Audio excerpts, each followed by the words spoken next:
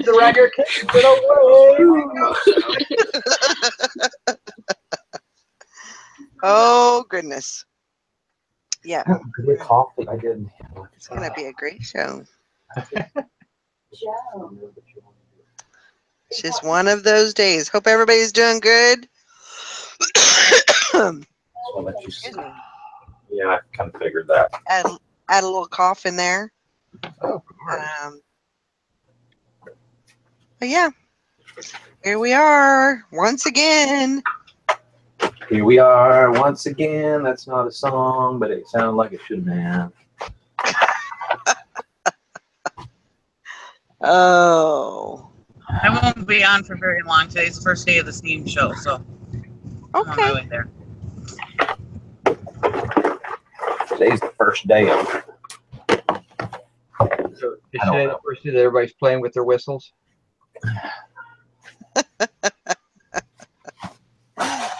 Oh my goodness. I'm gonna try to get some. I'll try to get some footage of it, but I have no flea market, so I may not get much. But okay, do what you can do. Buy and sell, buy and sell. I was actually looking for some estate sales around here, but there ain't none. There ain't none. Wow, you sound worse than me. Well, ain't no sales around here this weekend. Ain't none around these parts today. They're him. They're all hard. Do you know when I first met Mike, his accent, his southern drawl, I could not understand half of what he was saying most of the time. He just had such a draw, and yeah, and his dad is even worse. It's really. Oh yeah, Valerie, it was get in the kitchen and make me a sandwich. That's what you were not hearing most of the time. So. Well, probably so. Probably so. That ain't my language. You ain't from around here, are you? I ain't from around these I was gonna tell you. Remember those Colorado sandals that I found? Colorado. Euphemism or something? The ones that were crisscross, the men's sandals. Yeah. Crisscross applesauce. Crisscross. I sold them last night for $35. Ooh, I'd be jumping. For how much? $35. $35. Very nice. Very nice. That's very good. Speaking of stinky shoes, where is Jason? Jason, come out and play. Somebody call him and wake him up so he can eat his He's baby. on the road already this morning, so he said he'll be on the road this morning. Oh yeah, because he's got to rent the truck and rent his truck and go pick the rest of his stuff up. That picture that he sent, that doesn't warrant. He could have got all the rest of that in another truck. You see, the problem is pictures are so deceptive when it comes to the storage unit. He said that he only took the first 2 feet of space. That's all I want. I'll tell you what the problem is. People don't know how to pack trucks. Well, he's got that Subaru Brat thing he's driving too. The Subaru Brat. It's just for the record, for anybody that's new, it's a Honda Ridgeline, which is really cool that Honda, because I love Hondas. I'm a huge Honda fan. But it was like, it's kind of like the Chevy. What was the other one? The Chevy Avalanche. It's like, don't call it a truck. No, the Avalanche is a truck. Your bed is only 3 feet long. The Avalanche is a truck, though. I mean, it's got a 6-foot bed. You can actually knock it out an 8-foot bed. So, I mean, and it's 4-wheel drive. It's got a V8 motor. But, yeah, the Avalanche is a V6 front-wheel drive, kind of all-wheel drive motor. So, Kinda. Yeah, kinda thinks about it sometimes when it gets a little slippery. Which one? The Ridgeline. That's the way they work. So. Yeah. I think front-wheel drive, like all the rest of Hondas and stuff. They're all-wheel drive. It depends on which one you get. You can either get a front-wheel drive or you can get them all-wheel drive, but it's that limited slip all-wheel drive. So they're like, hey, let's take the Honda Accord and throw a truck body on it. Pretty much. I mean, I'm not bashing Hondas, love Hondas, but No, my dad has one, and they're fantastic trucks. They just don't have any hauling capacity. I mean, Right. it's not so much that, because they've got a really nice big deep trunk in the beds, which is really cool, but the bed sides are very low, and so you can't really, and they're not. It's not like a nice square bed where you can stack it up high and then you can put a cover over it and everything. It's just weird. And when you put a cap on them, they look ugly as hell.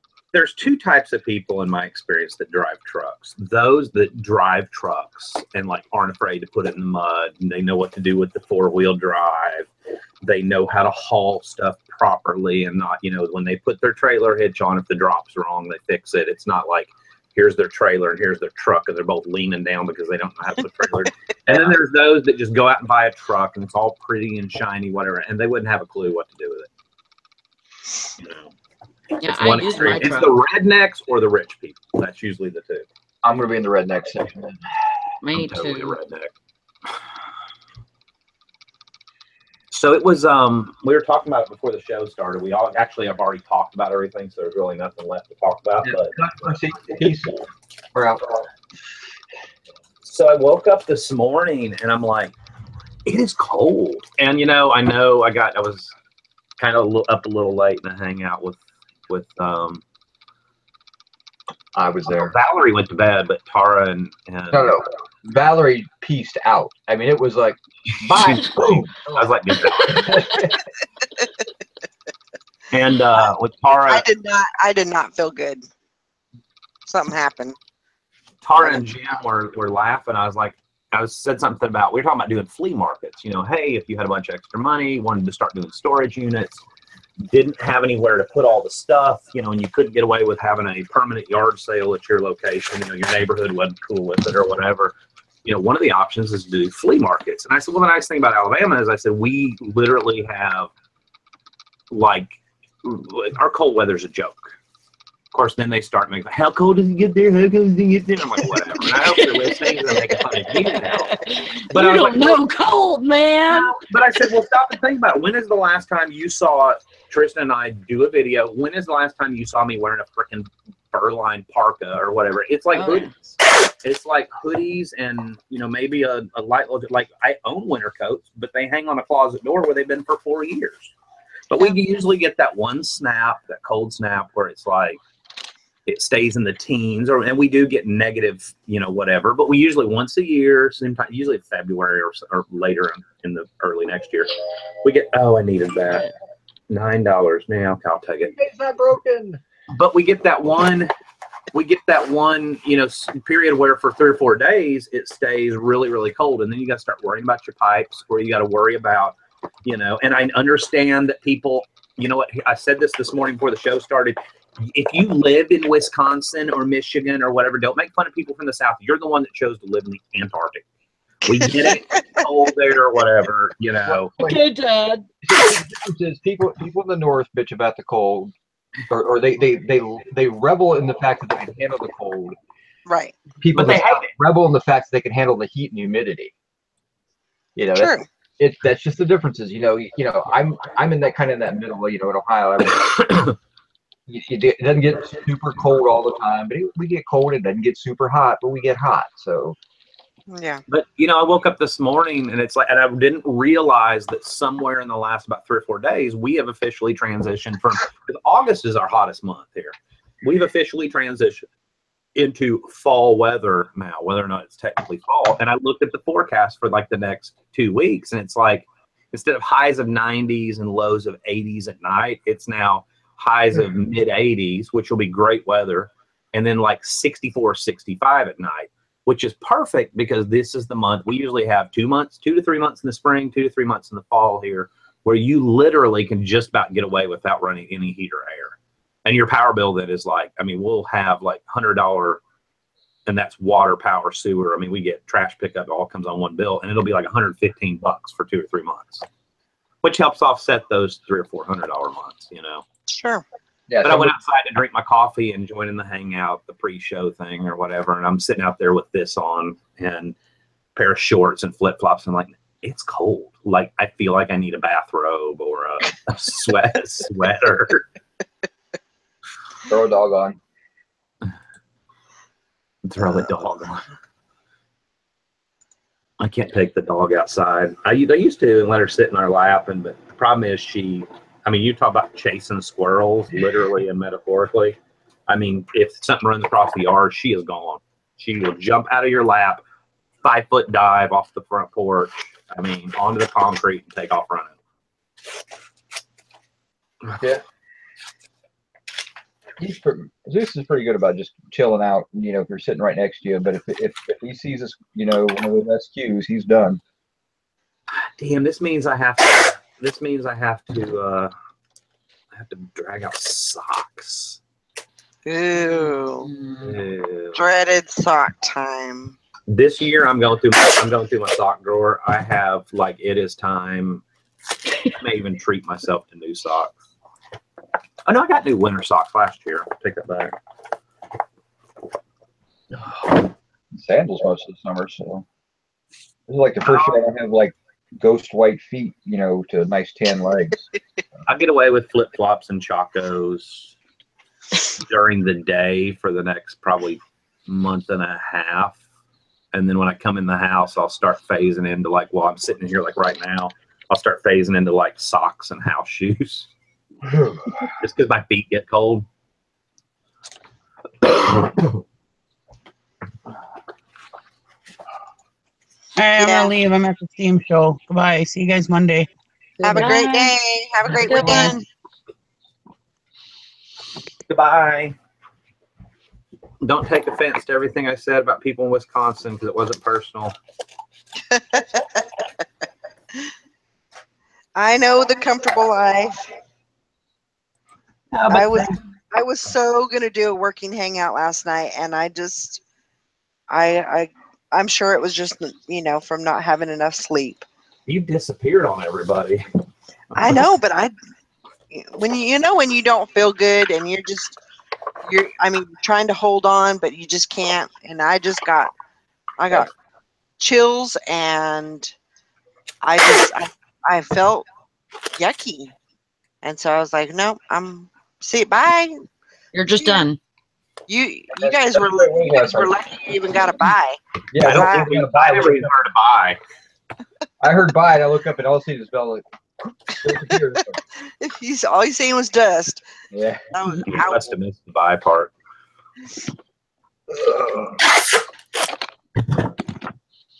No, but I also realized I've made a lot of progress this week. The hangouts have been really, really good. The working hangout shows stuff. I've made a lot of progress this week on clearing off this pile that's in the middle of my room. But at the same time, I think I'm also, I don't know what the right term is. I'm squeezing nickels. I was telling Eric last night, I'm like, I shouldn't be listing this crap. Not that I'm better than this crap, but this doesn't fit my business model. I'm literally going through is it worth listing? Oh, wow. Looking through old boxes, and I'm like, oh, that's really cool. I should list that. It's worth $9.99 free shipping. It's a small trinket that I got to take multiple pictures. Whatever. The amount of effort that's there on some of the items versus what they're going to actually bring after shipping, after fees, it's like that stuff just needs to go in a junk drawer a lot. It needs to go or a yard sale pile, or a donate pile, or a buy pile. I've let my standards fall a little bit by trying to, not standards, because there's nothing, that sounds really snooty, because there's nothing wrong with that stuff, but I can't make any money. Even if I have a listing marathon, I list 36 items and they're all $9.99 items. I mean, that's good, but I need to be listing $20, $30. I need to have a threshold, and I need to just not cross that unless I'm completely out of stuff to list. Well, I mean, the threshold moves because of quantity too. That's the way I always look at it. I'm not going to list $10 items unless I have quantity for $10 items. That's if I have something that's below what I think I should be listing, I just set it to the side in a different spot, and I figure if I need to, if I run out of stuff to list, then I have something, because I've been in that spot to where I had nothing and I didn't have the money to go out and purchase anything else. And I think that fear is what keeps me from throwing that stuff away. Or like Eric said it best last night, he goes, it's hard to throw away those little items because you know, there's other resellers out there that would love to have, that are like, I can't find anything. I would list that crap all day long. Like my junk drawer lots, when I do one and run it on eBay and they go for, I don't know, $50, $75, whatever. And this is the only time I ever do auctions, and I'm usually disappointed in them. I can tell you there's $300 or $400 worth of stuff in there. If somebody doesn't mind listing $7.99, you know, a little cigar box by Robert Burns that's going to bring, you know, $6.99, $7.99 free shipping, but only weighs 3 ounces, and it's really, you know, somebody doesn't mind that kind of stuff. It's a gold mine. I just can't do it because at the end of the day, there's not enough hours in the day that inventory after fees, after everything else, I have to have the home run items too. Well, I was going through last night. I'm like, oh, this is I'm like, you know what? No, this is how I build up huge piles of crap, because I'm never going to be out of merchandise. Right. I need to get over that fear of I'm going to be out of merchandise when it is. I am never going to be out of merchandise. Well, I think that, like, if, you know, you keep bringing stuff in and keep listing and keep selling, I think that after a while, all that stuff, that little stuff will dwindle away. You'll just be like throwing it out the door because you have so much other stuff that is, you know, that will take its place. You would think that. You do, but you get to the point where maybe it's Depression era mentality with me, which I think, even though I didn't grow up in the Depression, I think I definitely have. You can't bring yourself to throw it away. Yeah, and that's where I get. I mean, I literally just go, I'll put it in a box over and I'll get to it. Next thing I know, I've got 7 boxes like that. If you've ever been to the point where you could, which I think everybody has, but if you've ever been to that point where you couldn't pay your bills, whatever, it makes it from then on out forever hard to throw anything away. Right. Or if you've ever lost everything you've owned, it's difficult to throw stuff away. Right. Yeah, and I've done that. I mean, I've lost everything I've owned. So I mean, and that's hard for me. But I mean, last night, it was so liberating. I went through like 5 boxes, and I've got 2 boxes of stuff to list and 3 boxes to throw out. And those Eric, 3 boxes are good stuff.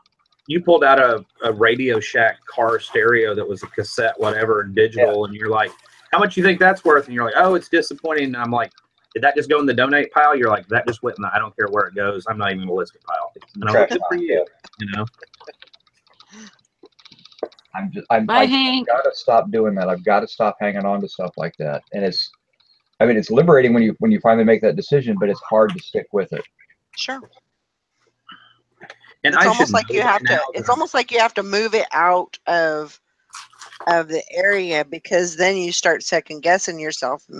Maybe I should hold on to it. You know, well, it's so much easier to slide it over into a pile out of the way, so at least you're not tripping over it.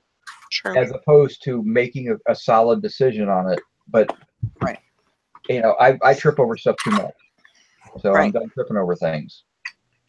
Yep. And I should know by now, after enough years of doing it, that I'm not going to run out of stuff. You know, I haven't for years. I've got enough sources. I've got stuff in the warehouse. I need to let go of that fear, but I just can't. I don't know. But when I'm making, it's like Eric pointed out to me recently, I was like, man, sales suck at the end of the day. You know, there's not a whole lot of, I hate I'm dipping into savings and this and that and the other. And Eric's like, he said, and having known you, basically in a nutshell, having known you for a year, Dusty, what I've seen when you do the best is when you're out constantly picking and having these good hauls where you're like, I spent $250 and I got $1,000 worth of stuff. And you come home and you list all that stuff. He goes, that's when you're making money. Yeah, and that's when you're doing that every day. You're going out, you spend $200 a day, you're making $1,000 a day. I mean, that's where you. I mean, especially at the beginning of the year is when you were killing it. I mean, and you were getting great stuff, and you were buying. You know, you were spending a lot, but your sales were through the roof. Yeah, and I've got to get back out there and do it. I mean, I bought some stuff at auction last night that I've got to go pick, online auction I've got to go pick up today, and it's some home run stuff. I mean, and I'm not scared of spending the money. I mean, I spent it's gonna be $230 worth of stuff, but there's 2 watches in there alone that are worth $250, $300 a piece. Yeah, You know, one of the watches will pay for the whole load, which I say whole Right. load. It's only about 10 items that I want. But the nice thing was there was nothing in there that's cheap stuff. no, and there's nothing in there that was really long-tailed junk either. No, it should all move fairly quickly. Tractor lights, 24 tractor lights. And I asked Jim and Tara because they were in the hangout at the time, and I was like, "What do you?" And she's like, "I lock those up. If you have a matching pair, they're an easy $35 ship. $35 ship, and then singles are $20. Okay, well, I wouldn't buy one, but when you buy 24 of them at the same time, it kind of makes a lot of sense. And in the auction pictures, you can tell there's a majority are matching pairs there. There's 24 of them, so let's assume there's probably 12 matching pairs. I paid $27 for the lot, so I got basically $1 per light in them, and it's like, it's a no-brainer, you know? Yes, that's 350 lights. I mean, that's the type of stuff that, and it fits in a box this big. You know, that's what's nice about it as well. I mean, Blackberry Thistle Tea said, does anybody ever do a yard sale and then donate all the leftovers to specifically Goodwill, but let's say a charity? I know a lot of people don't like Goodwill. It's kind of a win-win. I agree, but the problem is I don't have the kind of inventory that would appeal unless I get lucky. And I've tried it, and we just don't have enough resellers in this area that do garage sales. And I'm sure they're there, but the ones that I've seen come are looking for stuff that's, I don't sell that kind of stuff. You know what I mean? Like they're looking at the clothing and like, where's all the name brand clothing? Or they're looking at the coffee mugs or the items that I always pick on, you know, and I don't sell that kind of stuff. So if I'm getting rid of leftovers at the yard sale, it's going to be stuff that unless you have a little bit more, what's a nice way to say this? Unless you've advanced a little bit more in reselling, you're going to look at my inventory. I mean, most of the people that I've shown the warehouse to walk in and just kind of stand there and look at it. And they're like, huh. And it's like, how can you say, like every item in here is a seller? You know, I've already weeded out this is good stuff, but they don't recognize it because it's not their necessarily the same level of, they're like, you sell some weird stuff. And I'm like, this is the stuff that sells, you know? That's why I buy weird stuff, because that's the stuff that moves all the time. I mean, you know, I got some dogs. I got some stuff that sits there forever, but 90% of my inventory turns pretty quickly. I mean, I struggle to get my listing numbers up because I sell too fast. You know, I hit like 612 the other day. And I've been listing and I'm down to 601. I mean, so it's a good problem to have. I'm not bitching about it. Believe me, it could be a lot worse, but it's just, you know, eBay stuff and everyday stuff is tough. People don't recognize it. Comfortable Life wants to know, does anyone here know for sure whether mystery boxes are for or against eBay policy? They are against eBay policy. They're against it, and I think one of the comments on one of the posts here lately, but there's 3,000 of them. But I've also seen another post lately where somebody got suspended for something that was really stupid, like eBay is not playing anymore. No, it was the post where they were talking about how the guy was, somebody wanted to buy an item out of one of his, he had a multi-item lot, and somebody wanted one thing, so he was going back and forth. They had agreed on a price, and so he ended the listing, and eBay thought he was going to sell outside of eBay, and they shut him down and suspended him for 3 days. And he's like, I didn't do anything wrong. I'm like, well, it looked like you did something wrong, and eBay doesn't play. You know, when you're because you sell outside of eBay, you use their advertising platform, and you're not paying them for that right. And so that's how they're reacting to stuff. You know, yeah, go on eBay and look for CPAP machine. Go on eBay and look for Corningware. You're going to find sellers. They just haven't been caught yet. There's eBay's, I put in the side chat, there's eBay's official policy on what they call chance listings. And if you're watching this after the fact, just go to Google and put in eBay policy mystery. This is what I usually do when I can't find some eBay policy. And then it's like mystery box. And it's under their chance listings policy, and it officially says not allowed mystery items where contents aren't identified. Yeah. Now you can do a junk drawer lot as long as you photo everything and kind of give an idea what's in it. And that's all they're asking for. The mystery box is, you know, if you took a mystery box and took like a photo of what's inside, you could probably get away with it, but then it's not There a was mystery box. another policy. Let me find it. I still there. I can't remember where it was, but I think it said as long as it was identified what one item you were getting, or I can't remember. Hold on. Let me see. Maybe it was under that chance listings policy is what they officially call it. I wouldn't risk it as much as they're kind of cracking down. And I mean, you know, what was it? Somebody recently got suspended for 7 days over something that was just kind of dumb. And they pretty much said, nope, sorry, nope, that's it. You know? Yeah. And you take a 7 day, then you get one more and you're done. 7 days is a long time whenever it comes to be, you know, suspended off of eBay, especially if you're. I don't even know what to do. Yeah. Well, I mean, think about it. 7 days of not adding any listings. 7 days, and now you can still have sales, and if they don't kill your listings, but now they'll usually leave them up. You just can't list anything new. yeah. But think about it. If you don't list anything new, that can kill momentum in a store.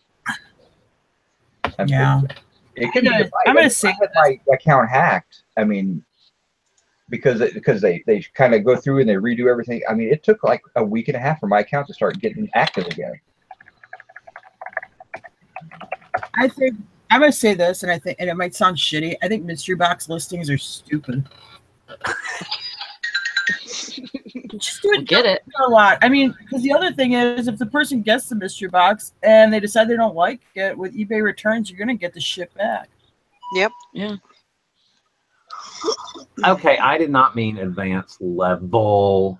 Like, and I know I pick on, but if you love doing clothing, you know, if you love doing clothing, Jim Bennett was doing a live video last night, and we were I was doing a hangout thing and listing and kind of half watching. I wasn't listening, and I looked at his, you know, his recent, some of his better listings or his better sold items recently have been like blazers and Robert Graham shirts and stuff. If Jim likes doing those, then I think he should freaking do them.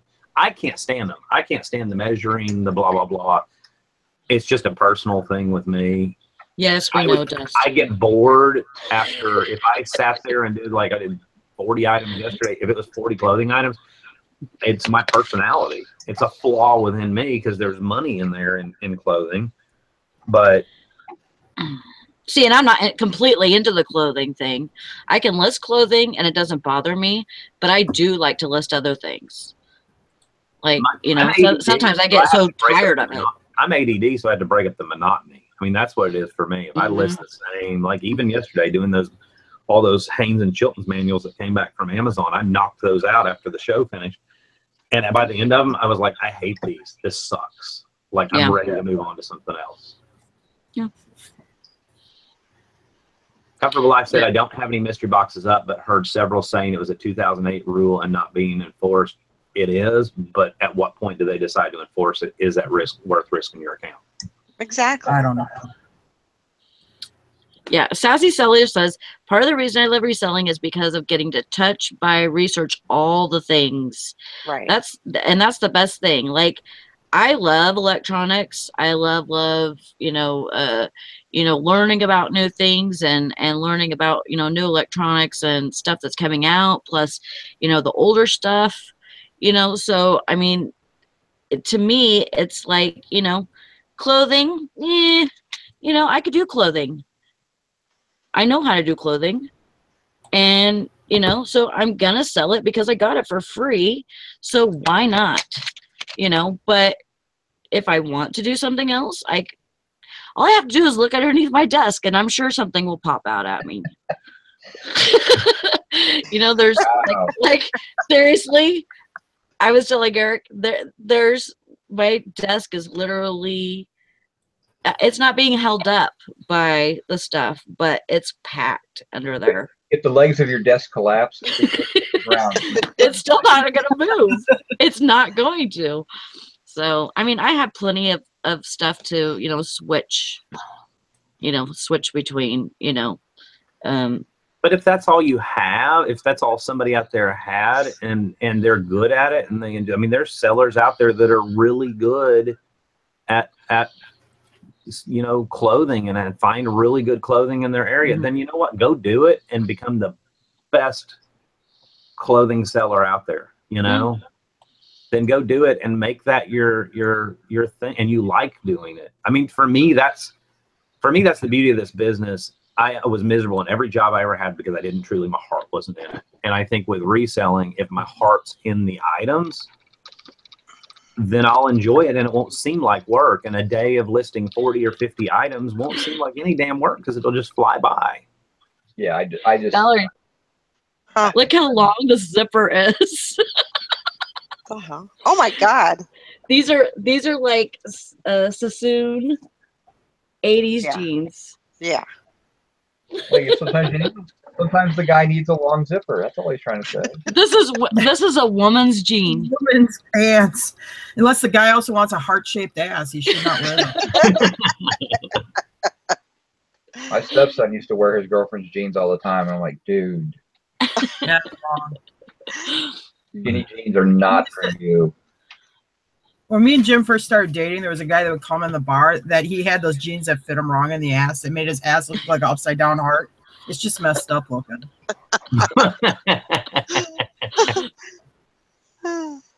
I just think I figured out why my sales yesterday wasn't bad, but I got nothing overnight. I wake up and there's literally no sales on my phone. That was my first cha-ching just last night.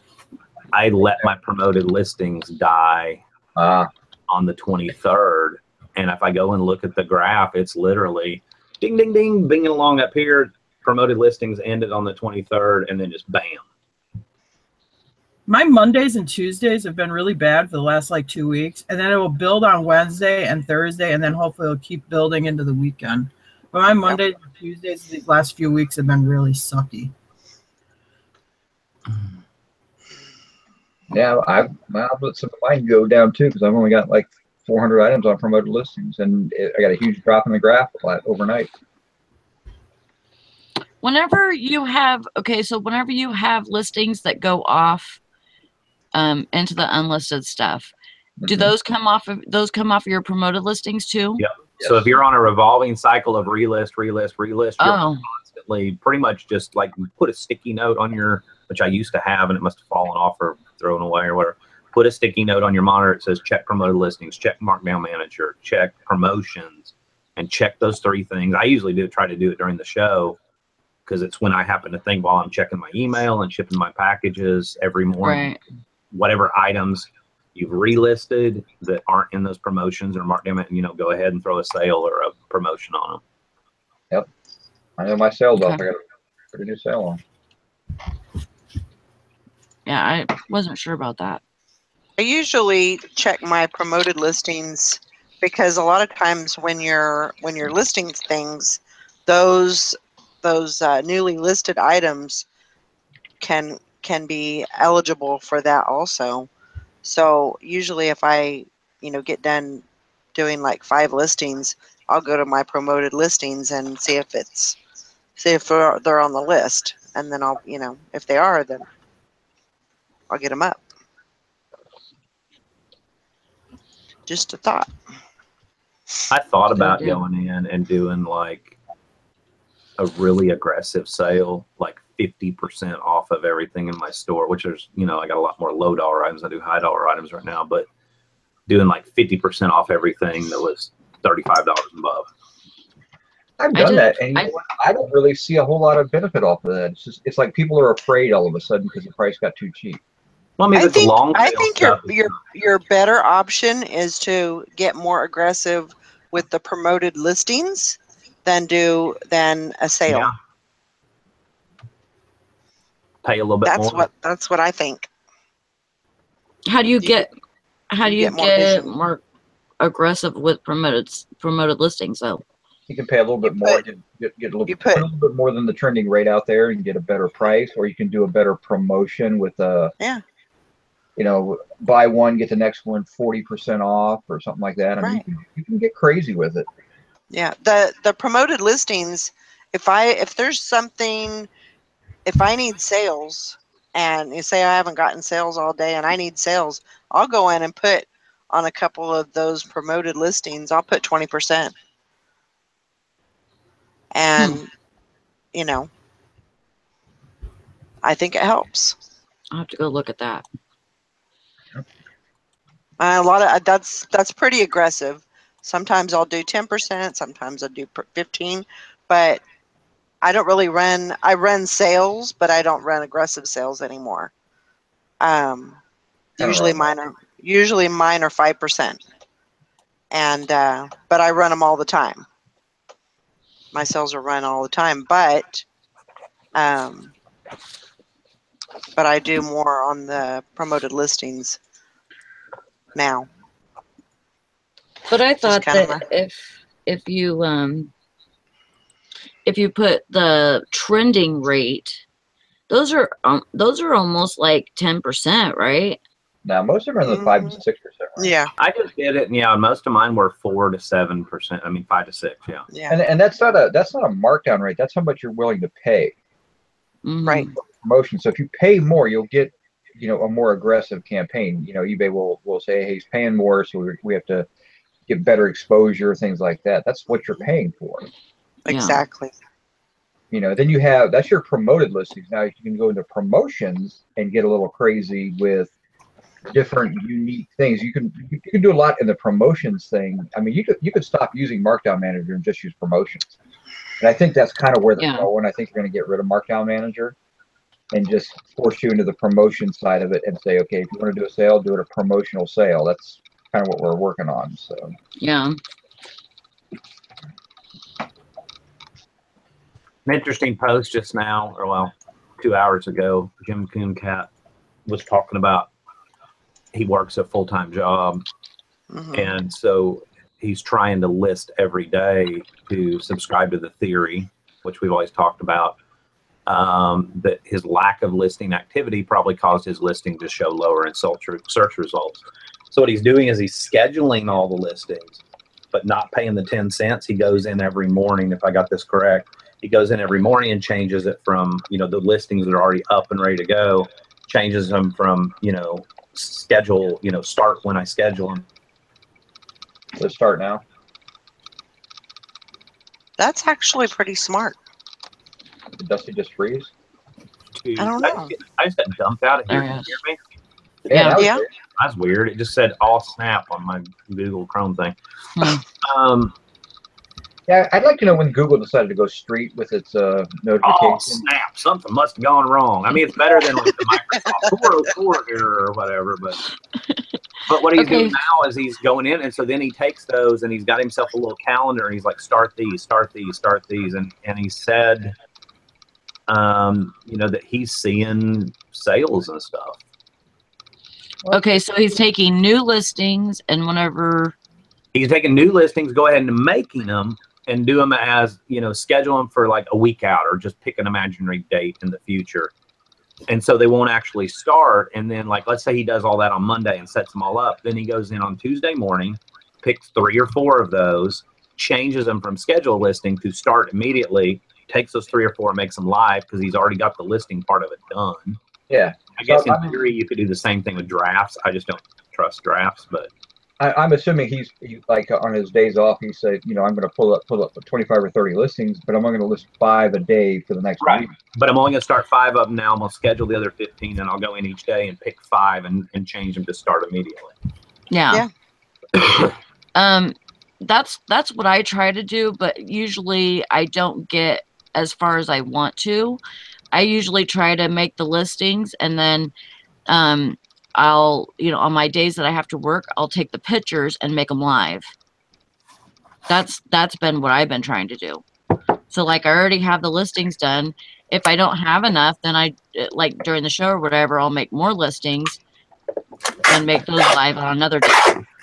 My only problem with that, though, is I'm too easily, like, I would be afraid that then I'm going back and handling the item twice, and that I pick up the wrong item and put it with the wrong listing or something. Well, I've done that, but I think it was when I was too tired or something. But what I do is I pick up the item and take it over to my table that I take pictures at. And I set it on my table, and that's where it stays until I take pictures of it. Which, if you're doing clothing or something, you just stack them in order, and that way they're in order of your listings. Yeah, that makes sense. You don't even have to stack them in order. You just look at the label and make sure it's the right, listing for the right picture. That's why I just do like 10 or 12 drafts. And I set this stuff. I got 2 boxes right here ready to go. This afternoon, I'll start taking photos of it all. And I just drop the photos in, preview the listing, make sure it looks right, and hit launch. I just don't like to save listings for later. I get too distracted and I'll forget about them. I think at the end of the day, it's just figuring out what works for you. And if you're, you know, an ADD type or a which I am, then I know certain things won't work for me. Yeah. It's like Eric and I have argued for the longest over an inventory. And Jason and I were talking about this again yesterday when Eric wasn't in there, talking about doing an inventory system with bins and all that. I know my personality type. That would be really super. I mean, first of all, I'd have to go through 1,400 listings and spend 2 or 3 days, you know, putting an inventory, you know, doing my inventory in here. But I also know that after a month, I would slack and that wouldn't last. And then it would have been just a bunch of wasted time. I know how my brain works, you know. And it's not that I need that argument when you only had like 600. I'm not that type of person. I've never been that type of person in my regular life. That's just not my personality type. Oh my God. No, you said. I just don't have the memory I used to have, so I have to do something like that. But I don't. But it's like I was telling Jason. I also don't. I mean, yeah, I'll have the occasional. Oh crap! I can't find that. And I have to hunt for it. But 99 times out of 100, like this morning, I shipped 6 items. I knew exactly where every single one of them was. Yeah. See, I have that thing. I have 8 items to ship, and I know exactly where they're at because I have it written down. So. But I have a weird photographic memory that remembers weird details. But then I have like I can't remember, you know, anniversaries or birthdays or things. It's figuring out what your limitations are, what your what your strengths and weaknesses are, and then using those to your advantage in your business. You know. True. Or your disadvantage or whatever. I was really interesting. I've always believed a lot about personality types, and I retook the Myers-Briggs personality test, which I think everybody needs to take. I think it'll speak of volumes about you as far as your work ethic, as far as whether or not you're successful in this business. There's a website called 16personalities.com. I believe that's what it was that I took it on. If you're not familiar with it, just search Myers-Briggs, MYERS-BRIGGS test. 2 words, Myers-Briggs. And there's a free test. It's on, there it is, 16personalities.com. It takes less than 12 minutes. It's just you either agree or disagree to a certain extreme. It's just click the little radio buttons to take it. And when you get your personality type, it's talked about this on a show a couple of times. I think there's a lot that is said for your, you know, even your picking style. One of the reasons I feel like I'm successful is because I'm never afraid to meet a stranger. If I walk into a junk store, a yard sale, an estate sale, whatever, I'm going to get to know that person. I'm going to end up digging through the basement when nobody else is allowed to, or I'm going to get my way into little places. But if you're an I-type personality, there's E types and I types, and then it narrows it down. One's extroverted, one's introvert. If you're more introverted, that's probably not going to be a good business model for you because you're not putting yourself out there. So you might be more suited toward going to a thrift store where you can stay to yourself and have your little cart and, you know. Yep. And I think it's definitely, but I do feel like in order to find the home run items to a certain extent, you have to be a little extroverted. So I feel like extroverted personality types are probably going to be a little more successful in that area. You know, and that's not a character, but introverted people are going to have a lot more strengths probably in being able to stand in a thrift store and go through rack after rack after rack of clothing and find the good stuff in the clothing, you know, since I'm on clothing today, which I'm not, but probably going to be a better lister who can sit down and focus and list and yeah, doesn't mind being by themselves and, you know, little music in the background, whereas an extrovert needs that constant pat me on the back, let's go talk, you know, hey, let's go out and hang out type thing. I need to go, I need to be peopled as opposed to, you know, I don't want to be around people. I'm an ENFJ. Tristan's an ENFP, which means we both have a lot of the same outgoing, love to get out, love to do stuff, love to be social. The J and the P that are on the end of those. One is more justice, one is more perceiving. I have more of a sense of, it should be this way because Tristan's more intuition, making decisions like that, if that makes sense. There's a lot more to it than that. But that's that part of our personality, that one letter that's different is where we actually kind of reel each other back in, That makes sense. I'm more like, hey, Tris, let's look at this logically, or let's look at this, or, she's the one that goes, Dusty, I have a good feeling about this, or not, or like, please listen to me. And that part of it works really good.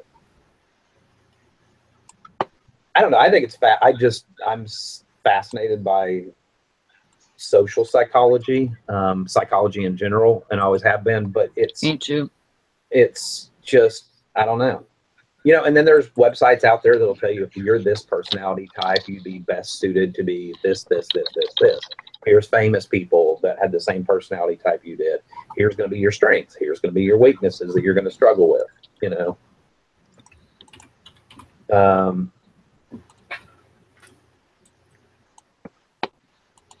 But I think I've definitely seen over the years of doing this, watching YouTube and watching people's videos and Facebook groups and all that, I've definitely seen a correlation between the more extroverted types that are out there buying storage units. Not that introverted people can't buy storage units. I'm not saying that, but that are getting out there, that are finding the deals, that are networking, and that are connecting. And so it's easy for me to sit here and say, we need to get out there and network and make connections and find those junk dealers that are off the beaten path or whatever. But if you're an very introverted person, that's really going to be a struggle.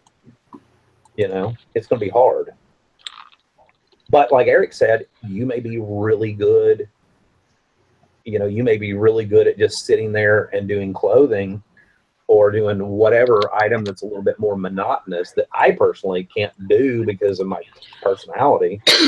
You may be freaking awesome at it and may be killing it with clothing. Crushing it. No, I'm not crushing it. I'm quoting Global Voodoo. Crush that like button. Like what? Like butter? No, I said crush that like button. No, that's smash that like button. Oh, it's not. Margot says I'm out of it. it's hard to network when everyone are assholes. The Minecraft guy. True that. But you know what? You can inherently, I agree, but you can inherently find good. And I mean, like, I'm the guy that, like Tristan goes, you make more friends with more grouchy old men at flea markets or what. She's like, the people that, like, I don't, if you find something, everybody's got a smile somewhere hidden inside of them, and you just find that one thing that even the biggest a-hole in the world, that one soft spot, and then you just work your way in there.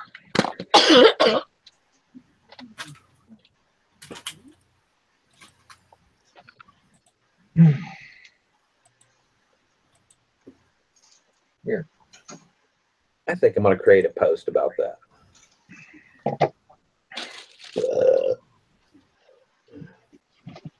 Make sure you pin it to the top and put the Myers-Briggs link in there and everything.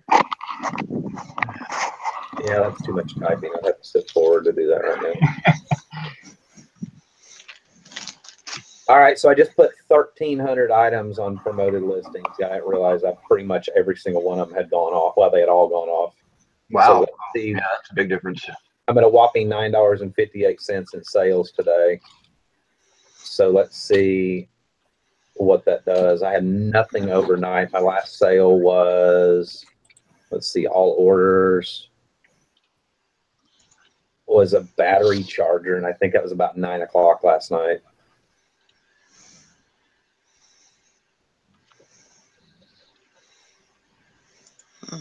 What you need to pay for. They'll make offers if you ain't gonna pay. Well, I had this one tool yesterday that was trying to buy a book for me. He offered me low price, and I came back and the book's like $10. I don't even know why I have best offer on it. So I came back with, what? That's it. I'm not gonna take another dime penny less than this. He made me like 3 more offers, raising it like 50 cents at a time. And he finally got to the point where like, you know what? We're like 50 cents apart. Fine. I'm just gonna take the offer to deal with it. I don't really care. And now the guy hasn't paid. It's like, really? Okay. He's probably thinking, well, I'll show you. And don't bother me. It's just kind of, I knew you were a tool to begin with. You just confirmed that you're a tool. I mean, they usually end up paying. I don't hound them. They get enough emails once you open an unpaid item case. I did have one yesterday go all the way through unpaid item, and I had to relist it. And of course, that person goes in my blocked bidder list because I don't remember names very well, and I would end up accepting their second offer. And then when I relisted it, and be like, oh crap, that was the same person.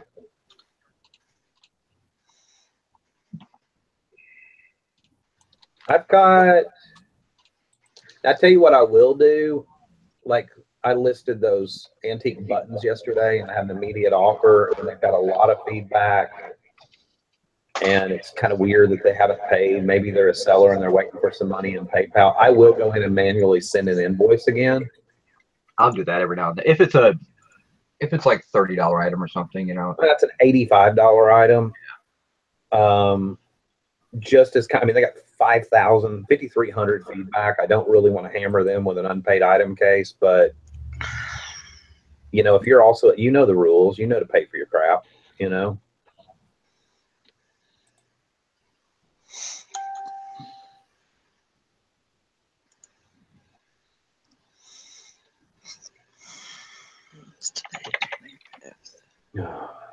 So Tristan had a really good idea, and I think we may do it. I'm not sure when, but taking my junk drawer lot and just having a giveaway show, she and I having a giveaway show, and just giving away that junk drawer lot throughout the course of the show. Not one item at a time, but figure out some way to, I don't know, do a contest or a random number generator or something. Yeah.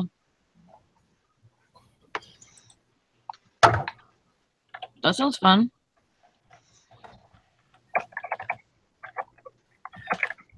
Hey, Dusty. Oh boy. You could do it like Oprah. You could get everybody's address, go to their house, and then underneath their office chair by their computer, put part of the junk lot under it. So you can say, you get a $9.99 item. You get a $9.99 item. You get one. You get one. You get one. Everybody gets one. Eric, I want you to look under your chair.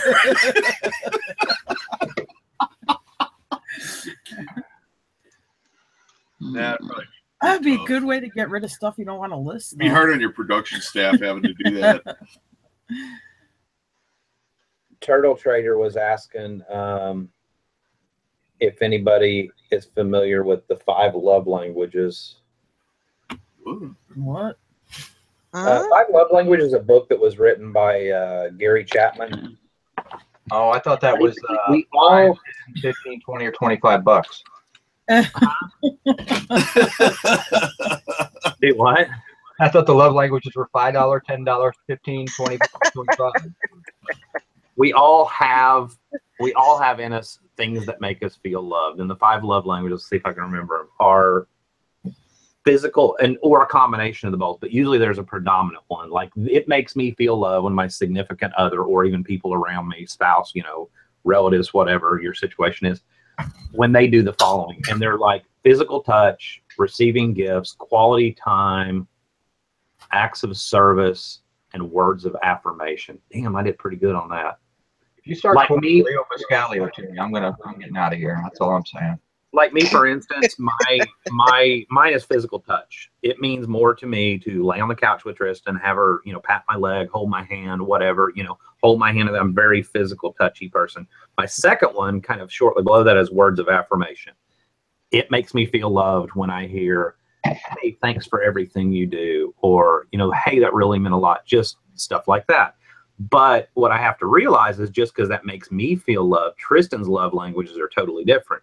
So if I'm all like touchy-feely and that's not her love language, that's not going to make her feel loved. Hers are Hers are acts. Her two top ones are acts of service and receiving gifts. So what makes her feel appreciated or loved is when I do little things around here, go clean the kitchen, cook dinner, bring her a little gift or whatever. So in order to make the person feel loved, you have to learn what their love language is and start practicing kind of trying to do those things.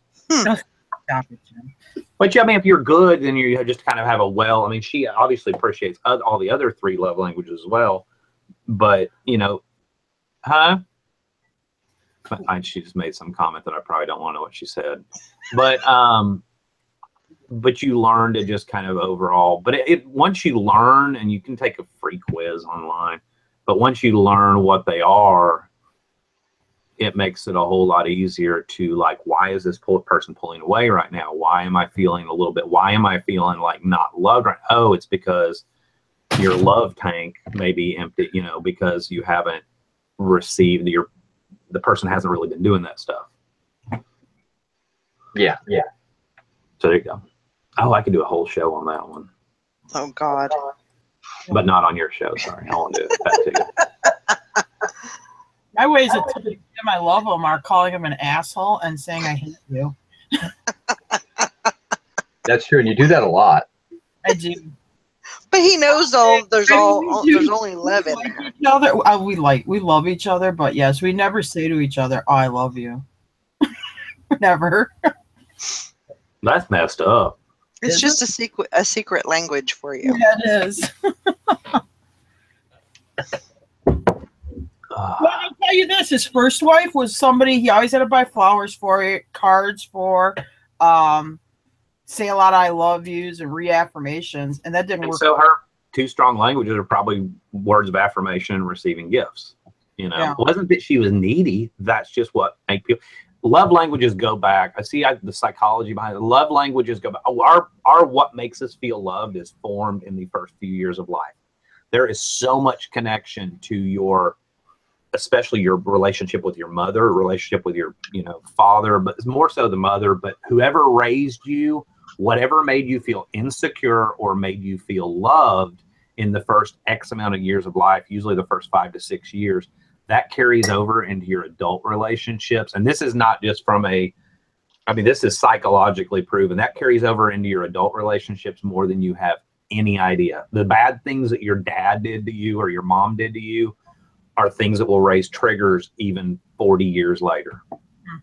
Whatever happened in your childhood has a ton, in those formative years, has a ton of connection to your relationships in later life. So if you were raised by wolves, you're screwed. But once you realize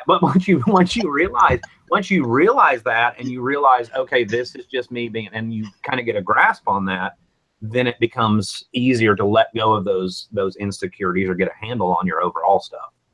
Oh, so probably by a German family that never said I love you or anything probably played into that. The what?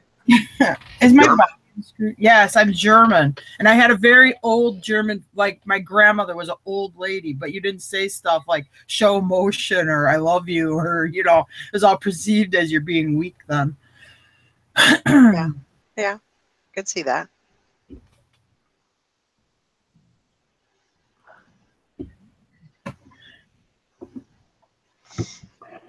Like receiving gifts is really low on my list of things, and so. But words of affirmation is high. And so when Tristan gets me a gift, if it's something that, has a little love saying or has a love letter with it, that means more usually than the actual gift itself,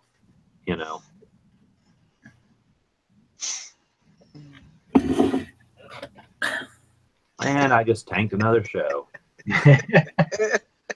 No, but I did do the personality test and I'm an ISTJ. Which is often called, their ISTJs are often called inspectors. They have a keen sense of right and wrong, especially in their area of interest. Oh. Yeah, mine was completely different. My Bright Thistle Tea said love is a relationship that just works without the work on the relationship. I would kind of disagree. I think everything takes some work. I mean, getting to know part of love is getting to know the other person and what's important to them. And that could be considered work, but it's not work in the sense of, I don't feel that it's work in the sense of, you know, if you're enjoying doing it, it's not work, you know? Yeah. Me and Jim never fight. I mean, we might not exactly agree with each other, but like when he was married to his first wife, he'll be like, yeah, we used to get in these horrible sporting matches and stuff. We never yell at each other. We'll get aggravated with each other, and Tristan will, that's one of her things. She needs quiet. You know, she goes in her corner. I need to stew. I need to whatever. And then we usually talk about it, and then we're okay. But we, for the most part, don't fight much. No. Sometimes if I'm crabby, I poke them up just to do it. But yeah, we don't really fight.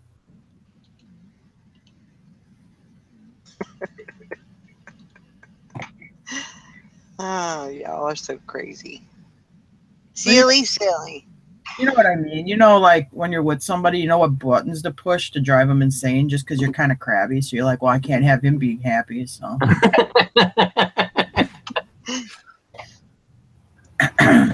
If I'm gonna be so happy, right? I'm gonna be pissed off. He's gonna be pissed off. Yeah, everybody's gonna be crabby if I'm crabby. You look so happy now. I can't have that.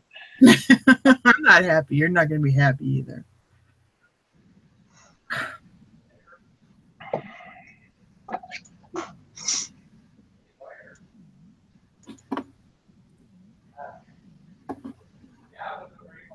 Oh, Tristan, I'm sure you're just fine.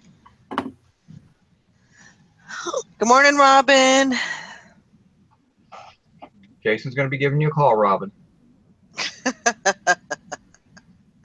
Blackberry Thistle Tea says, I was married for 23 years and worked my ass off on that relationship. Divorced, met a man, and it was so easy. It was so refreshing. Yeah. Which is I think really sometimes you marry and you are together, and sometimes it's not your soulmate. It's not who you're supposed to be with. Which is really weird because Blackberry Thistle Tea's a dude. I always think it's a woman. It's the name. I know it is. It's a woman. I'm just kidding. I'm kidding. No offense, but it's the name. I was like, why? No way. No way. This whole time? The whole time? No. We're just teasing. I know. You set me into a frenzy there. I guess it could have been, you know, no. Now you see. Now you're starting to get it. No. What the hell? What in the hell? Blackberry Thistle Tea says, I am a woman. I know. I am woman. Fear my wrath. But it would have been a great story had you been a guy. Wouldn't it have? Oh, man, I would have been, I don't know what I would have done. Probably what I just did. But that's funny. Good one, Eric. Good one. If I wanted an update on Jason, he'll do just fine with the storage unit. Oh, yeah. I wish Jason, we can't get in here, so we're not allowed to talk about what happens with Jason, stays with Jason. No. Nobody asked about it. It was kind of weird. It was kind of weird. I thought people were going to be giving me a bunch of crap about making him buy the storage unit. But I think he would have had regrets. Can we talk about it? Yeah, we could talk. He doesn't care. First thing he pulls out's a laptop bag. Turns out it's a touch screen. It's a Walmart version. What's that? It's HP model number blank blank blank WM, which is usually made for Walmart. But it's a touchscreen laptop. It's worth about $250. So he's like, well, there's some stuff in this laptop bag. And he starts pulling out baggies full of gold jewelry. And he gets up the jeweler's loop. And he's like, what does 10K mean? And we're like, oh, crap. So, yeah, so in the first 10 minutes of going through a storage unit, he was... But without even touching the first pair of shoes. Yeah, he had already doubled his money, basically. He was at about $1,300 worth of gold and at $300 worth of electronics. Yeah. So he'll be just fine. And then we got to the shoe, and oh my God, there were so many shoes. Yeah. I had to get up and get a cup of coffee in between because I was falling asleep because it was shoe after shoe. It ended up being over almost 200 pairs of shoes he went through last night. And Tristan came and joined in. So you had Tristan, Valerie, and Sally. You had the 3 chicks. I gave Tristan my desktop computer and just did something else. And literally for like 2-3 hours, they sit there like, what brand? What brand? They were all pretty much size 8.5, weren't they? 8.5. 8.5. Nothing, no home runs, but not a lot of dogs either. I mean, the brands were good style. Yeah, the brands were for decent. the most part. The problem was condition. There's some evidently had some mold in some of the shoes, so he actually ended up trashing really worn out and ones that had just condition issues he didn't want to deal with. When it was sad because there were some of them that were brand new, you could tell had never been worn, but because they had sat, and this is one thing to keep in mind if you ever do storage units. Storage units, especially when you're a climate like Jason, where it's hot in the summer. I mean, even if you're not in a hot area, it's going to get hot in a storage unit, and you put stuff in a plastic locking lid container. I mean, humidity, there's humidity in your clothes right now. These came out of the dryer, 2 days ago, but I can tell you right now, if I put this in a bag, there's a certain amount of humidity in them. And put it in a Ziploc bag and put it in the storage unit, this is going to smell soured within a year. Yeah, and those had only been in there for like 3 months, 3 or 4 months probably. Some of that stuff had shoes, even brand new ones, had started to separate. Like Valerie said, really good sense of style. Like Tristan's like, oh my God, those are cute. Those are espadrilles. I love those wedge heels. Or really good sense of style. Looked like maybe she was more of a TJ Maxx, Ross, shoe addiction kind of person. So middle of the road brands, probably paid. The lady probably never paid over 30, 40 bucks for any of those shoes, I would think, to begin with. Maybe 50. Yeah. You think that's a fair assessment? Yeah. Yeah, I'm on sale, getting them at the discount stores. But I mean, the good thing is, average price is going to be 20 bucks, and he kept 109 pairs. So I mean, there's $2,200 worth of shoes. Right. And he doesn't have to deal with it. He knows the bad stuff has already gone through. He doesn't have to deal with it, and he still has. And that he literally only cleaned out the first 2 to 3 feet of the storage unit. I think the biggest challenge he's going to have though is not knowing, and style. This is where Kristen comes in.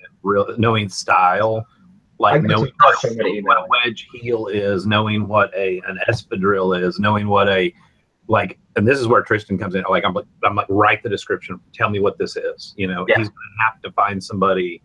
I'm sitting there because I'm just watching the shoes. And I'm like, oh, that's a nice pump. Oh, look at that. Look at that. That's a espadrille. That's just different styles. I'm like, it's a shoe. It's a shoe. I don't know. Because there is a lot of competition in that area. So just because you put 9 West black pump, nobody's ever going to find that shoe. You're going to have a hard time selling it. You're going to have to put other descriptors that are more people that know that I don't know, because obviously I can't come up with any words right now. So I would suck at it, Yeah. But I think, the nice thing is he's got the storage space for him now. He's almost instantaneously double his money. And so it's not a lot for any stretch of imagination. And we don't even know. And what we were looking at, the jewelry was not even good jewelry. It looked more like the junk jewelry. Mm-hmm. The stuff had some broken clasps, things like that. So I would be willing to bet there's more jewelry in there that are good jewelry's in there. Mr. Sadie turned $80 into $1,300 at the casino last night. Nice. Was that working in a lot or working on the slot machines? 100 shells for 10 bucks. 100 plus 25 bucks. That's a good turnover there. Jennifer asked, so how did the shoes turn out? Jennifer must be behind on the video, like an hour talking about it. Hit the rewind button, Jennifer.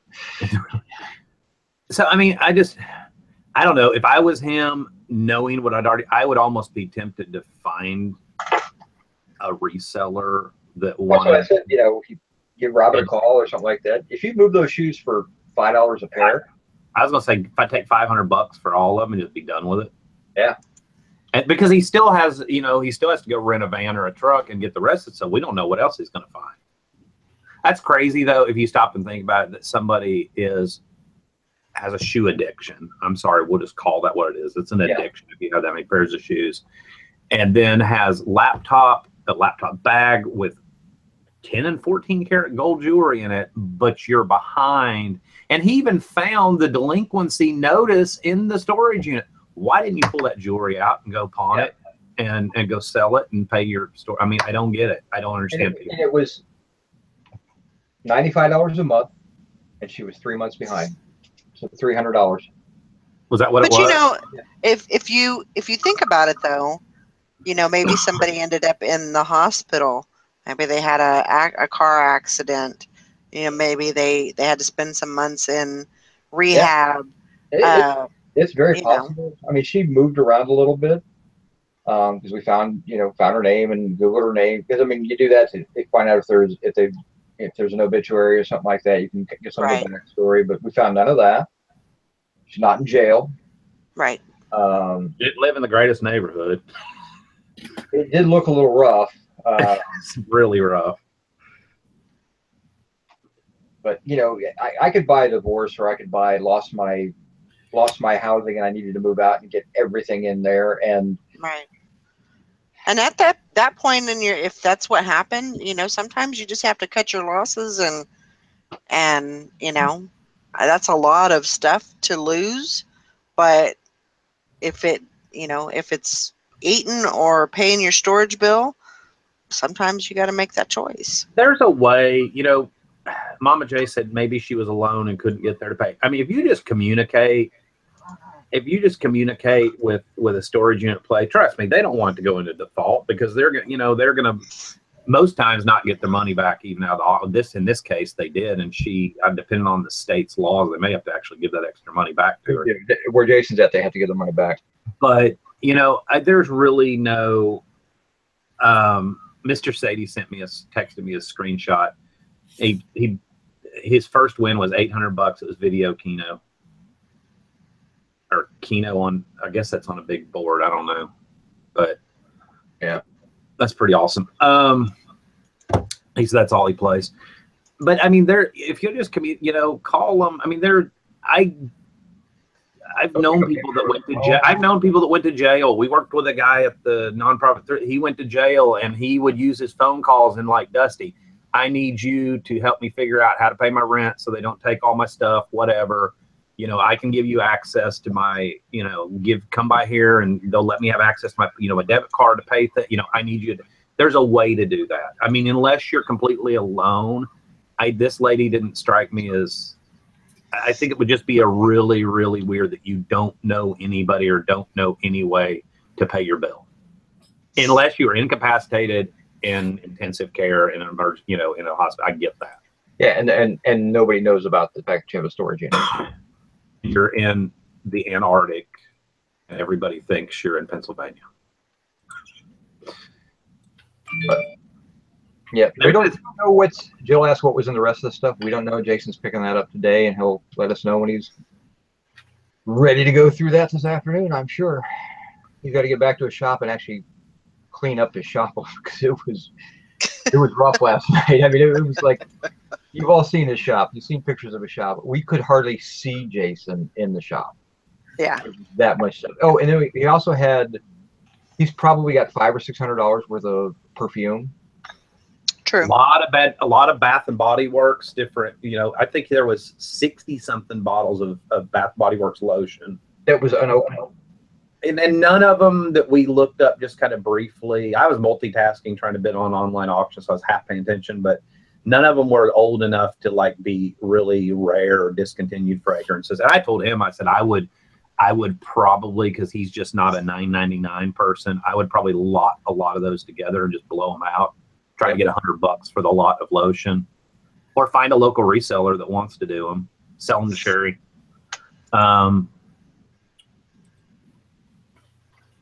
That's what I personally would do, because it just doesn't seem like it's his cup of tea.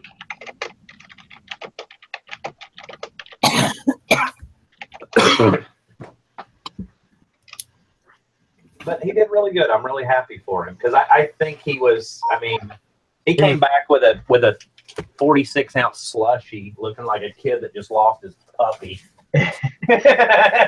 Well, and then that laptop bag in the first 10 minutes, and I'm like, why couldn't we be doing this live? That is so nobody's ever going to believe it live. But it was funny because he was like, when I got to the storage unit, I opened up 2 of the things, and it's like, it looks like the lady walked 5 miles a day back and forth to church to sing in the gospel choir. And that's the type of stuff I've got. And it's like, and I was talking to him on the phone. I'm like, yeah. Don't give up hope. There's still, I said, because I asked him, how much did you bring home? He's like, I just brought the shoes and a few things. And I'm like, well, there's a lot there. You'll probably won't get your money back. He's like, no, I'll get my money back, but it might be a struggle. I'm like, okay. So Eric's trying to save face. He's like, it's going to be okay. I promise. I promise. Hey, before I even do that on the show, I said, if he doesn't make at least $1,200 off that unit, I was gonna fork up the money to get him there. And then Eric's like, whew, dodge that bullet. Damn right. Of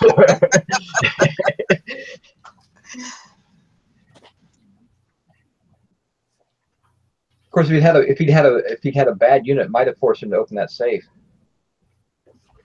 Oh my God, I would just seriously, I would be dragging that thing through the alley behind my business in my truck until it opened. I'm thinking about just ordering him the magnet and sending it to him. It just drives me insane. Like the freaking Al Capone safe. We got an Al Capone safe sitting here. Well, I mean, that unit had a lot of stuff in it that there's a good indicator that could have some really good stuff in it. I don't want to say any more than that. Since I know around here it costs about $75 to get a safe. I mean, you're probably, if you don't damage opening it, because a safe cracker is not going to damage the safe when he opens it, and then you can reset the combination once the safe's open. You can set it to whatever you want, so it'll be a functional safe. You can probably sell the safe for $75 once you get it open. They'll pay for your locksmith fee. Well, he actually wants to keep the safe, and that's why he does. If you call a safe person and they can't open it any other way, they will drill it, but they can repair it. Yeah, they use a special metal. It's like what do you call it? The two-part epoxy metal stuff. They're good. JB Weld is safe. Yeah. Well, yeah, they'll JB Weld the hole where they drilled into it.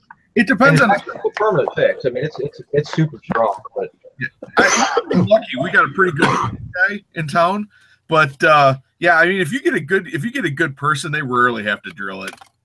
They can almost get all of them open.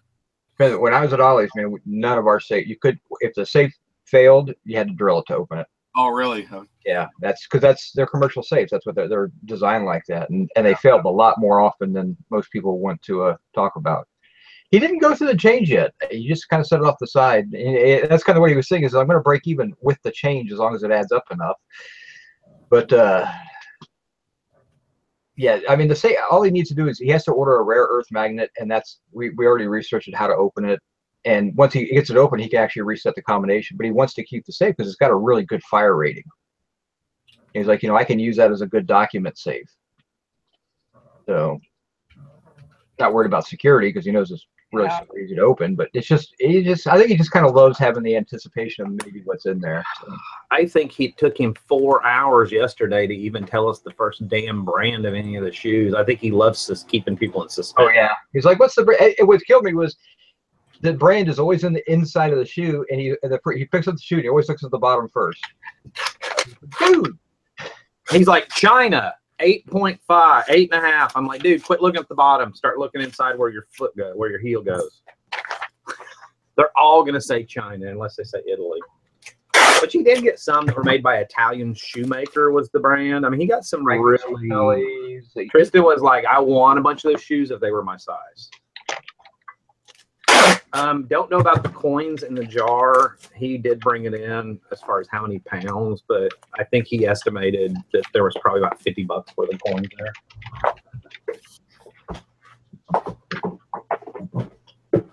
I hope he's watching right now and hearing us talk smack about him. No, he didn't do a haul video. I think it was more of I think he was afraid of the disappointment. So. We were just kind of going through it, and like I said, and it was long. It was 4 hours to go through shoe after shoe after shoe and make decisions. And so, yeah. And then knowing he's going to go back and get the rest of it today. So, it should be fun later today.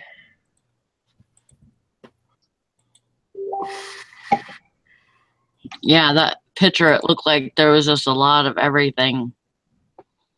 Yeah, he gave us a picture of what was left, and it was, you know, there's 8 feet or 7 or 8 feet left, you know, probably 5 feet high of stuff. And it's weird. It's just one of the, it's, you know, as I told him, I said, take the shoes out of the way. I would have never told you to buy that locker. The shoes were like that locker worth looking at. But well, he's going to have to figure. I'm looking at the picture now. I mean, he's going to have to figure out.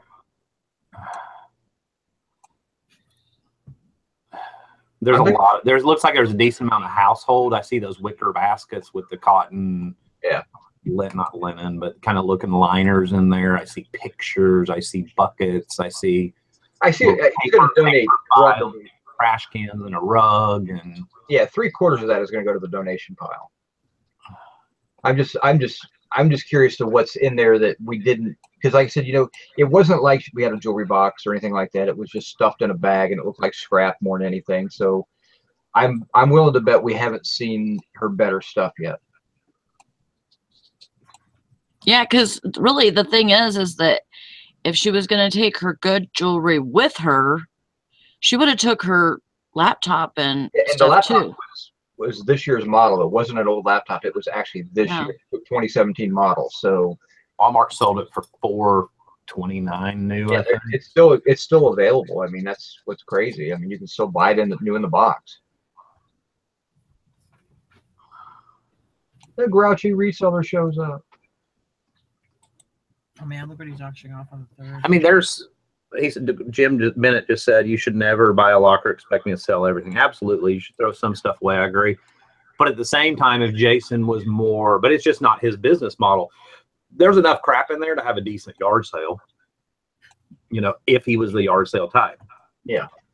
And what happened? The shoes are easy list. I mean, that's not going to be a problem. But you know, he's not going to list a bunch of women's clothing that's no name brand. Even though it could be $10 clothing, he's just going to donate all of that. I hope this lady's in 3 units down, locked in one of the storage units, duct taped to a chair right now. Like just disappeared and left her computer and stuff. It's like CSI. I think the best way to do storage units, if you don't have a store, like a thrift store or a place to put the stuff, I mean, that's obviously ideal. Those storage unit buyers have a junk store of some sort. The best way to do it would be, and that's what actually we were talking about last night. We've got a flea market place here in town that for like $100 a month, they'll rent you about a 12 by 15 building. It's a big gravel parking lot with buildings all around. You get a key and a lock to the door, and you put your crap in there. And every Friday, Saturday, Sunday, whatever days you want, you drag your crap out of that building, put it out front, and sell it. And I mean, what a brilliant way. And a lot of those people do storage units. You know, unless you had a truck or trailer, they also have gravel sections of the parking lot, you know, but then you're loading and unloading and a lot, you know, maybe a lot more work versus just sticking it in that little building, pulling it out on weekends, making $400, $500, $600, hopefully. You know, whatever's left over, they have a big dumpster there, or there's 3 thrift stores a couple miles up the road, you know, getting rid of the rest of it, starting over with the next one. Yeah. I don't think he's going to the thrift store, to the Goodwill yet, Sherry. So if you get in the car right now and drive, you can probably meet him at his warehouse and you can go through it with him. You gotta earn it. How far is she from him? 2.5, 2 hours, something like that. How far is she from where the unit is? You know, from his office, I think his office is south of his house. So I think the unit to his office is probably a half an hour. This will be closer to where she's at. So it's probably. He would probably give you a bunch of that for real. Oh, I know he'd give all that decorative stuff and all. If you want to sell it, I mean, trying to find a link to where the auction was. It's in Philadelphia. It's in downtown Philadelphia. Actually, he said it was a little south of Philadelphia, which Philly's not that big. So 83 Trans Am. Philadelphia is not that big. Hey, Snoopy, be gentle. it's a big city, but it's not a huge. It's a laid out city. It's not like a New York City where it's all like right on top of you and everything. It's kind of a spread out with a lot of suburbs and things like that. So. All right, here we go. I got this one for you, Sherry. I got the address for the storage unit, and I know where you live. Well, according to your Google That sounded creepy. It is. I know where you live. It's 90 miles from you. That's not bad. No. And you can go around on 476, which I'm assuming that's a bypass. So there you go. Perfect. Yeah, but you could go to his office. I don't even remember what Yeah. city that's in. Jason Bonanno Nano.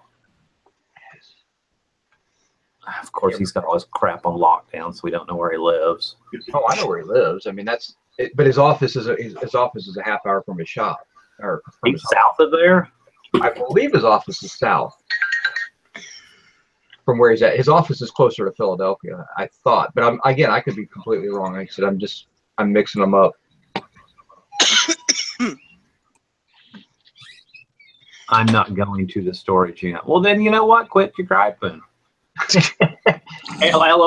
Fishing and Pickett said, LOL, Eric spends Jason's money and Dusty gives Jason's stuff away for free. She works, sadly. She has a 4-hour gap. That's because you have a crap job anymore, Sherry. It's time to get up, get off that crappy thing. Anissa wants to know if people worry about bed bugs or cockroaches. I mean, yeah, there's always going to be cockroaches. There's going to be mice. There's going to be mouse droppings, whatever. But you learn to stage stuff in your garage or your porch or your warehouse or your whatever you have, your freaking driveway, if you have your sidewalk, you know, and most of those, I don't know. I don't bring ways to combat that type of stuff. I mean, if you worry about bed bugs, stop it, and you buy a bunch of clothing, which you can get from a thrift store. And I recommend if you buy clothing from the thrift store, you come home and you throw it in the dryer. Yep. You throw it in the dryer for half an hour, and you're done. Heat is the killer for all that stuff. So. And a storage unit, remember when you're going through a storage unit, you're going through something no one ever thought anyone was going to go through besides them. So it's not like when they donate to the thrift store, they're not going to take their panties that are unwashed and crumpled up and all crusted together or whatever in a clump and other personal products that make a buzzing sound. Those things wear rubber gloves. I mean, you are going to wind up with some very personal, some nasty stuff. You spent a lot of time thinking about that, didn't you? Before you No, I don't even have to think about it because it's all happened. I mean, when we open up a bag, they're in a hurry to move. It's dirty laundry. They didn't think anybody was ever going to see it. I mean, it's nasty. I mean, you find some really nasty stuff, but get yourself some good thick mill disposable rubber gloves and wear them. And look out for sharps. It's a very simple thing. Go to your laundry hamper right now. Put it in a plastic bag, go throw it in your garage, and let it sit there for about 3 months, and then go out and dig it out with your bare hands if you want to do that.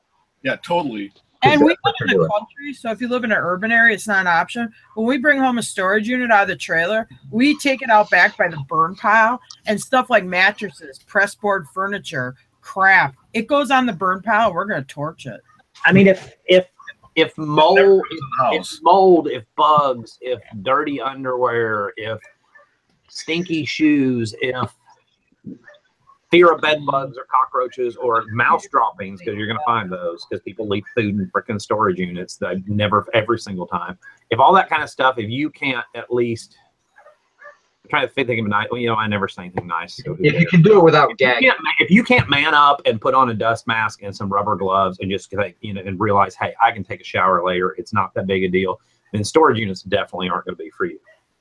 And be careful what you bring into your house. I mean, from auctions or storages or whatever. I mean, you bring in a cardboard box from an auction, you're taking your life in your hands. You don't know what's living on that cardboard. I mean, you could get an infestation problem. You know, go through that stuff outside, make sure the stuff's clean. If you do listing in your house, make sure the containers and stuff are clean before you bring them in. And that sounded really harsh, but I mean, you know, I don't mean that bad, but it's, you know, if Yeah, but you never know what. No, but I mean, if germs and cooties and whatever else, then you probably shouldn't even go in a thrift store. I say we wouldn't be in the Right. used stuff business if we were all worried about it, though. No. Well, like a bedbug's not evil. A bedbug's just doing what a bedbug does. You know, it's got a real bad connotation, stuff like that, but a bedbug's just trying to make a living. You know, it's just blood or whatever. Bedbug gets up, puts his pants on, packs his lunch, goes to work. Everybody else out there. But let's say you and your friends go to the Bahamas. You're well-to-do, you're affluent. You go to the Bahamas, and somehow you get some bedbugs getting your luggage or whatever. You bring this stuff home, so you could be going to an estate sale at a $1.5 million house and bring home a box or something that's going to have bedbugs living in it. It is a possibility. It doesn't even have to be a dirty or sketchy neighborhood or anything like that. Even from nice places, you can get bugs. I mean, do you remember the unit? You remember the unit I did with all the vintage computer electronics on? I mean, that stuff had been in there so long, everything was covered in a layer of dust and more mouse droppings. I mean, that guy had laid everything on a blue tarp, and when we got done, I rolled that blue tarp up and just threw it away, and it was like pounds of mouse droppings. And if that grosses you out, then I mean, but you know what? It's poop. You know, could it have diseases? Could it have what? Yeah, it could, but I wasn't. You know, I didn't get down there and lick the tarp.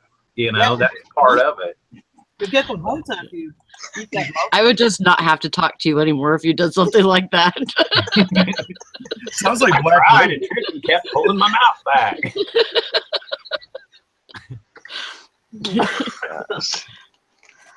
I think it's just, I don't know, it's just being smart overall.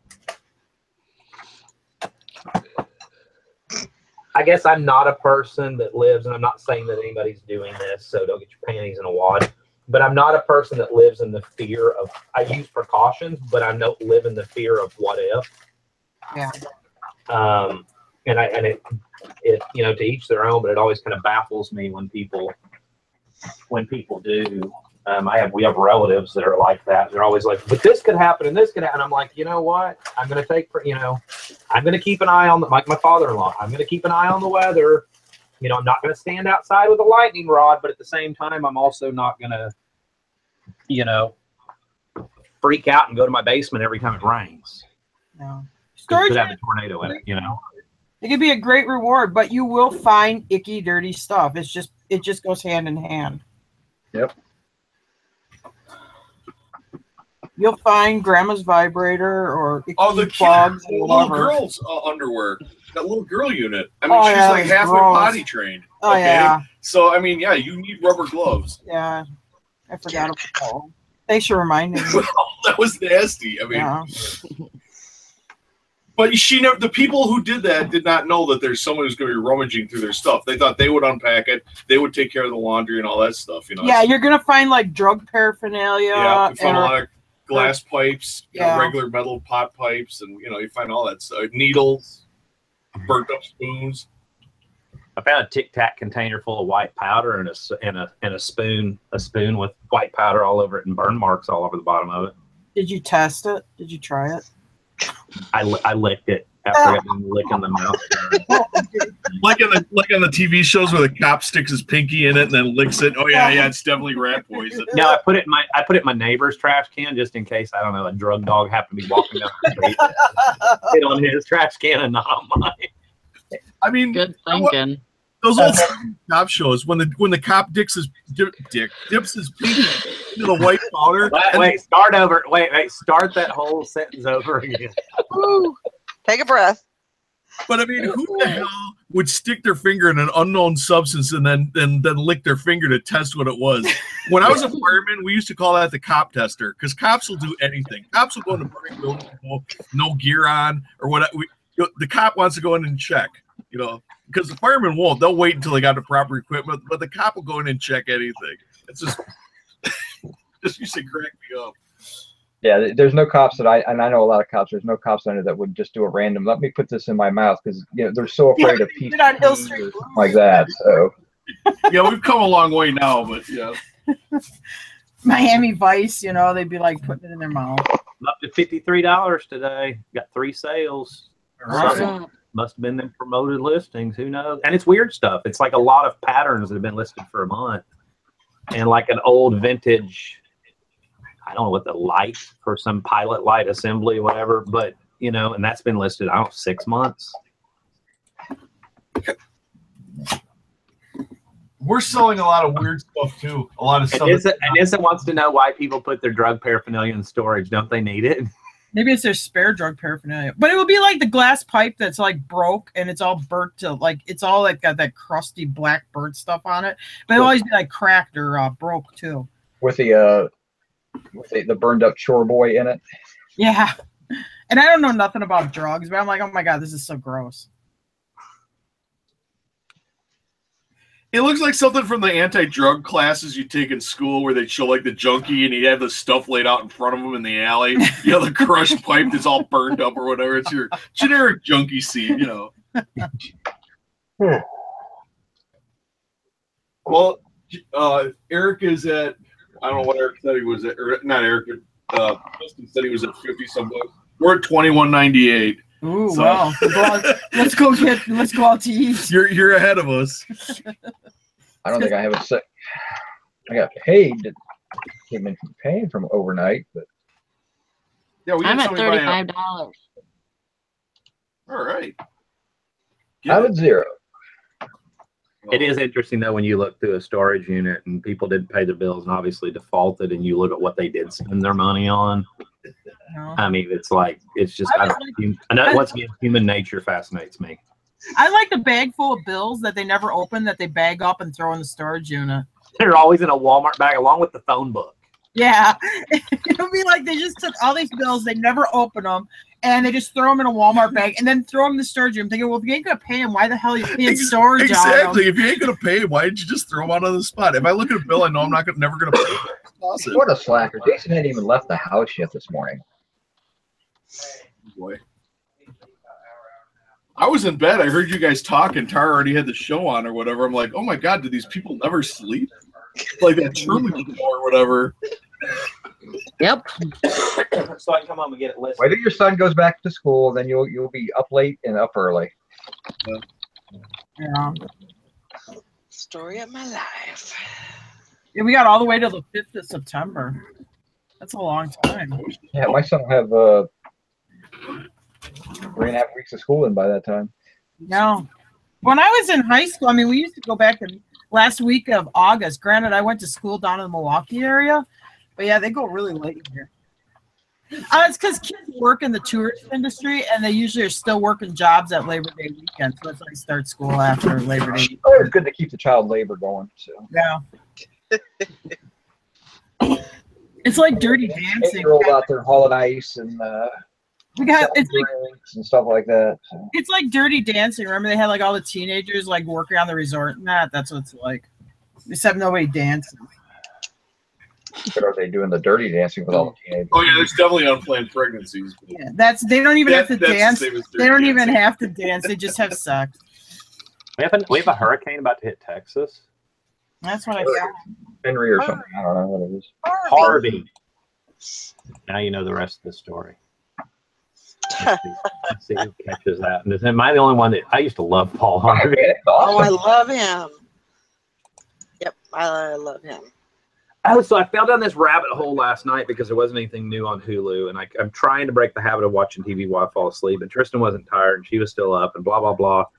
So I turned on PBS to see if there was any Antiques Road shows that I hadn't seen. And there's this whole special series that they're starting. I think it's a series about it's called The Farthest.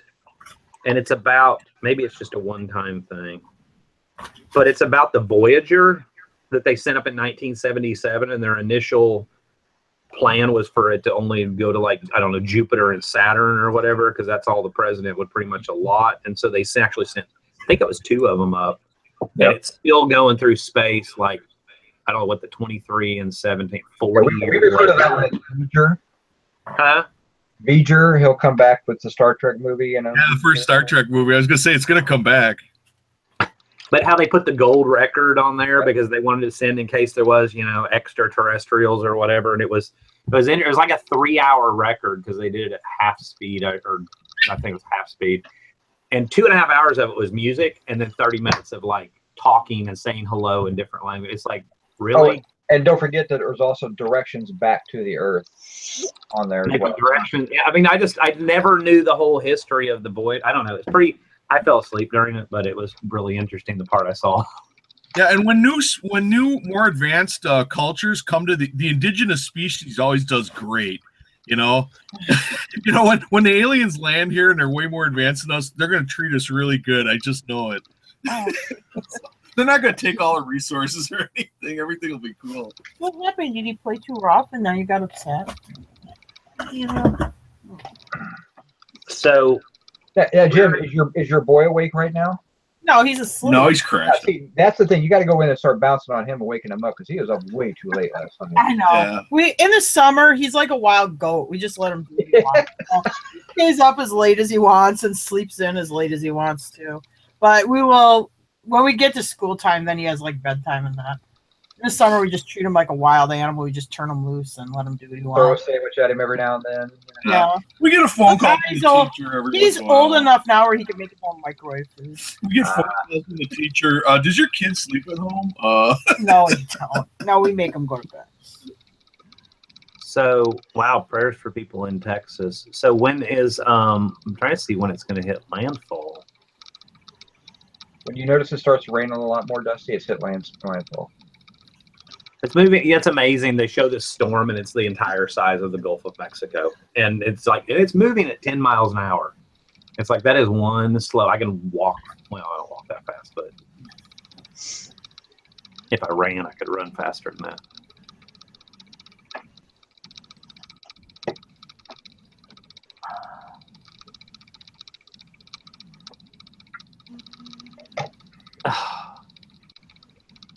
Really seriously. So they're talking about New Orleans and stuff and preparing for hurricane season or whatever. According to the city director or whoever, the mayor and his spokesperson, New Orleans has 120 water pumps, but currently only 105 are operational. Did you not learn from, and I don't, like, seriously, wouldn't that be on like somebody's really high, like, don't ever let those damn water pumps go out again? Well, Right. wasn't the first one, they gave them all this money to rebuild their levees and stuff, and they used it to invest in like riverboat gambling houses or something like that? Yeah, it was bad. Those Was it during, New Orleans that had the mayor that like embezzled all the, was that New Orleans? now that one I don't know. That I don't know about. But well, he did do something though with the riverboat stuff because it was during the Clinton administration. They'd given him a whole bunch of, because they interviewed or talked to the Clinton people from the Clinton administration. They're like, we gave them tons of money to fix this, and they spent it on like improving their gambling stuff to bring in more tourism. Maybe the water pumps are down. Did New Orleans just get hit with August 5th flooding? Did they just get hit 3 weeks ago? I know they did. They got hit in Missouri, but I don't know about New Orleans. Well, maybe the pumps are down because, but I mean, I don't care. I would have every damn city engineer like, hey, we need to get the water pumps up. Yeah. Yeah, kind of important. Go to Granger, spend the extra money at Granger, and just buy the parts we need and get it done. Yeah, that's. I mean, if you think about it, New Orleans is well known as being one of the most corrupt systems for government down there. And FEMA. FEMA doesn't show up until everything's screwed up. So When they had Katrina, we had a lot of construction workers from up here that went down with that FEMA stuff to go rebuild, and they were making a lot of money doing it. I mean, they were making way more money down there than up here. all I know is when New Orleans got destroyed, the price of copper went through the roof. Oh yeah. And that was the hardest part we were having because I was working for Lowe's at the time, and the theft of copper just was crazy. It was a whole bunch. Yeah, it was a perfect storm too because they had other like mines were closing and stuff. It was a whole bunch of stuff happened at once. And it just made copper like bullion.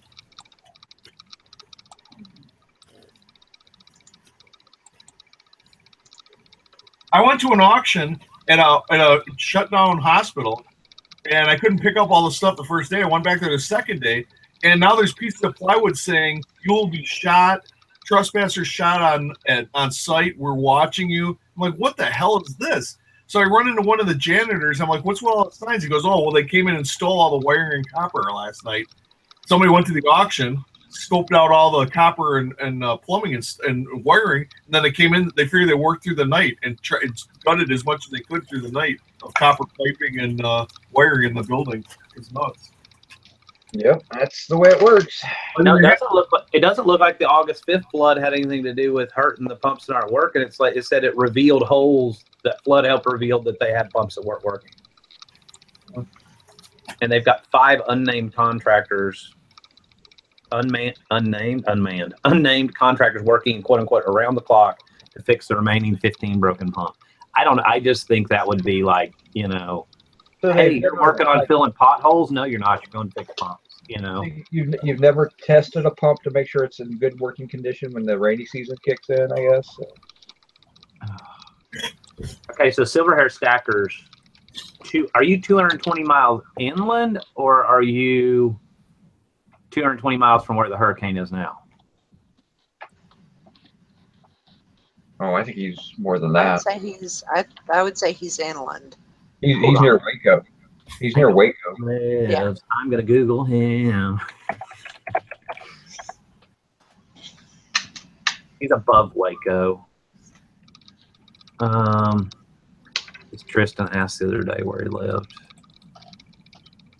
Or he's west of Waco. Where the hell's Corpus Christi?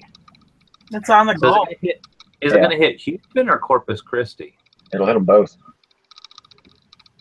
Okay, so if it hits at Houston, let's take Galveston. That's a coastal town. Galveston. Oh, no. He's about 275 miles from Galveston. He'll get wet.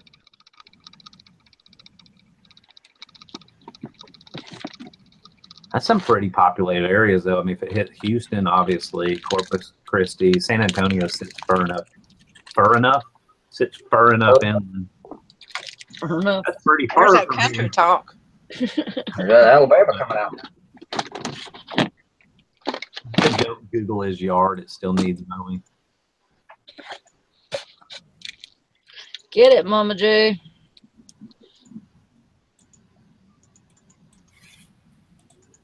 Oh, crappy offer. Better nothing. Yeah. Mama J and I, we live kind of close together to each other, I guess you'd say.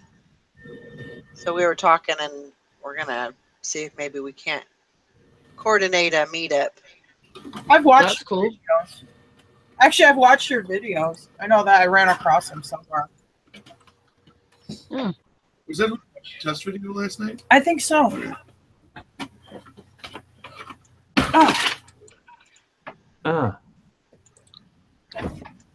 think I'm going to coordinate a nap a little bit for now.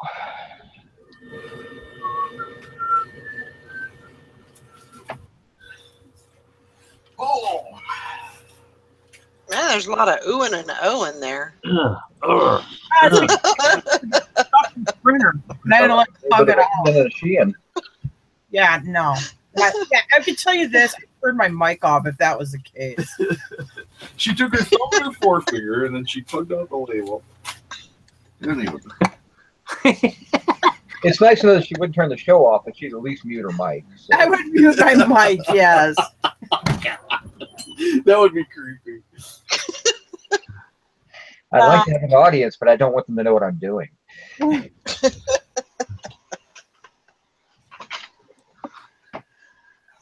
you were talking about those pumps before, when I was in the fire department, I think it was every 60, maybe 90 days, but I think it might have been like every 60 days. We tested all the pumps on the trucks, and we used them all the time. So we knew the pumps worked, but it was like part of your regs. You had to test those pumps. You got to make sure the packing is good. You got to make sure they work, because you don't want to show up in somebody's driveway and have zero pressure, Yeah. I mean, for a town that, is below sea level, that has had so many issues with flooding and it's hurricane season and everything else, I guess it doesn't surprise me. And I'm not bashing New Orleans, but dear God, man, I mean, get your crap together and make stuff a priority, Yeah. Seems odd to me, but what you going to do? Okay, that's funny as hell. Well, step 1 is live above sea level. That's step 1. Yeah.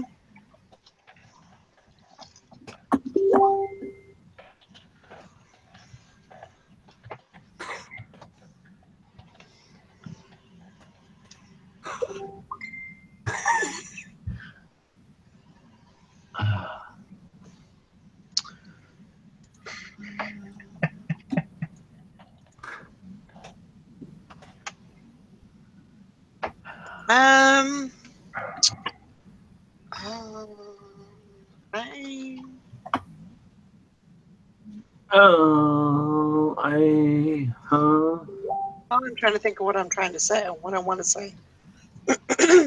Humana.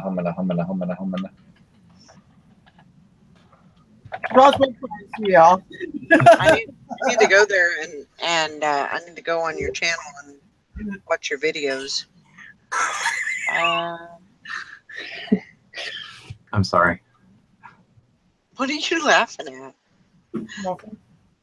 Somebody sent me a message. Wow. So usually I will go dead air. Yeah. I don't know. I usually don't have any direct time to go. And I'm going to be going out of town next week, so it probably won't be until after, say, the 12th, middle of September, that I'll go, more than likely. Unless I get a wild hair and go next week. No, I'm not holding you all day. No, this isn't going to happen. You're going to have to go sleep somewhere else. Are you talking to Jim? Jim, get out of her nap. I'm talking to the dog. Oh. That's what I'd say too.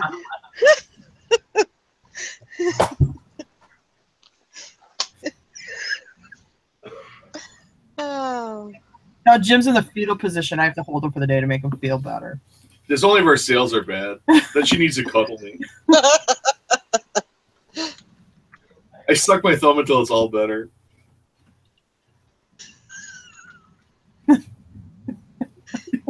I don't know what the head trigger would call that. What type of personality that is. I get crabby when we don't have sales. I get grumpy.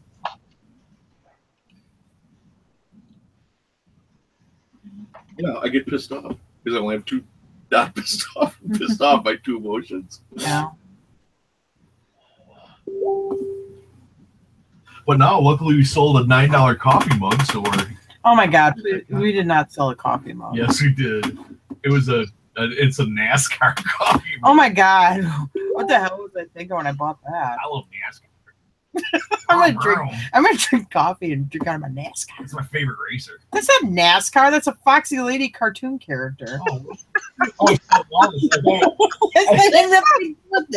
I saw Wallace and Clark. I thought it was Wallace and Clark. And so I remember in the 80s, like they had them on folders. They're called like Animal Talk. They do like have a picture of a fox and say like Foxy Lady, or a raccoon that said I eat garbage or something like that. I learned everything I know about NASCAR. I learned from Talladega Nights.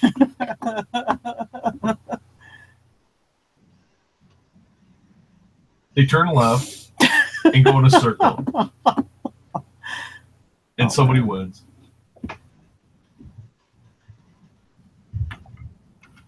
And there's not a lot of brothers.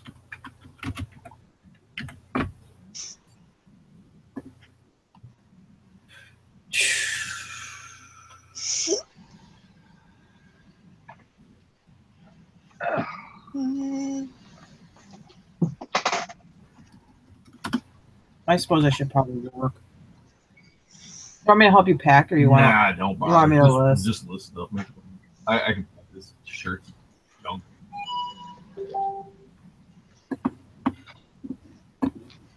It's just real lightweight. So yeah, I'll be listing today. I do have to mow the lawn sometime. Now for a while, so. I know. Oh my God, we got to mow the lawn. And we got It's, to mow it over there at Fox's. it's getting pretty bad. So Got a gift for that lady mowing the lawn.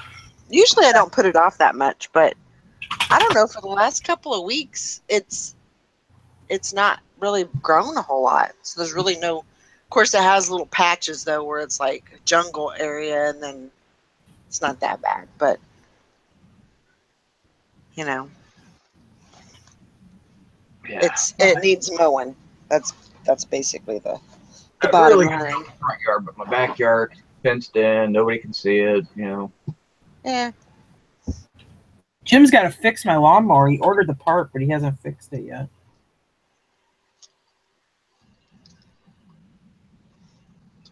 Yeah, I need to put new belts on mine. But Yeah, mine was such a pain in the ass. deck.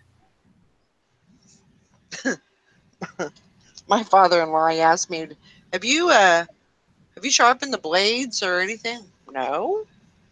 Have you changed the oil? Yeah, I did that. Have you winterized it yet? No, it's not winter yet. Yeah. Winterize? What do you do to winterize a lawnmower? So put Uh, on the gas tank. That's about it.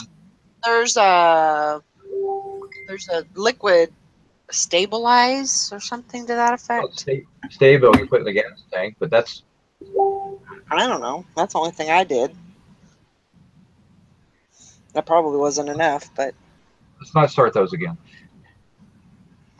what are we doing? I've been doing the back here videos again. Oh gosh. Oh well, I can't help it. You guys started talking about lawn mowing. Yeah. Gotta get out there and well, if I do it now, then I don't have to worry about it next week. So that'll be a good thing.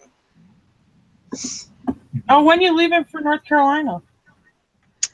Wednesday. Oh, well, that's coming up fast. Yeah. Cannot wait. So are I'll finally get to see my grandbaby. She's I want to say she's 9 months.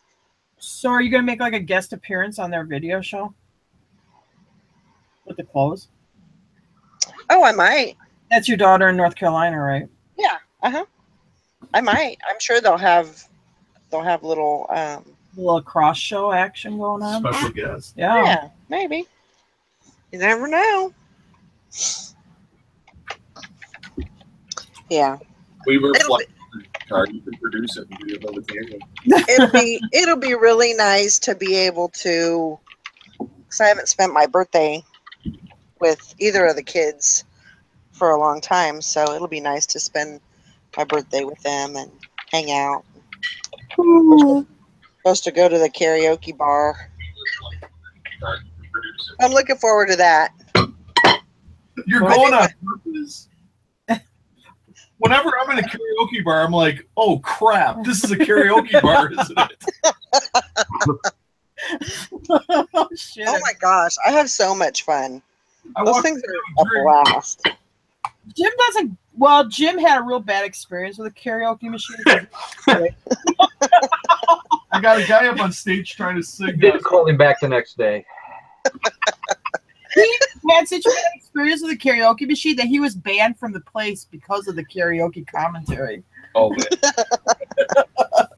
Yeah, halfway through the song, they were critiquing me, and then halfway through, I started critiquing the audience. Uh-oh. It was at my wife's family reunion. It was not good. Not me, the first one. Yeah. That they had a this big, huge family reunion every year, and because of Jim, they banned alcohol from the family reunion. Well, we tapped the keg of beer. We tapped the first half barrel at noon. Okay, this is 7 p.m. So I've been drinking beer and hard liquor all day, and then they decided to talk me into going up there for karaoke, which I didn't want to do in the first place. Anyway, it got ugly. It was a liquor-infused disaster. Well, it's been a while since I've been out, so all I have to say is watch out. Beware. Well, they start booing you. Don't be afraid to tell. Make sure you're drunk. I am not. I will not get drunk. I can have just as much fun sober as I can drunk. So I won't. I don't plan on getting drunk. Yeah. A drink or two, yes, but and I'll still have just as much nobody fun. plans on getting drunk. Nobody. Not like, oh, I'm getting drunk today. I think Well, I have. My daughter informed me that I will be getting drunk, but yeah. So no, really don't expect. Comfortable Life wants to know what's her YouTube channel. Mama J's. I don't know. I know I'm subscribed to it, but I don't know what the name is. Who are we talking about? It's Mama J. Who's in the audience. She's doing YouTube videos. Oh, well, if you right-click on Mama J is her handle. or not right-click. If you click on the 3 little buttons to the right of her name, it'll say Go to Profile.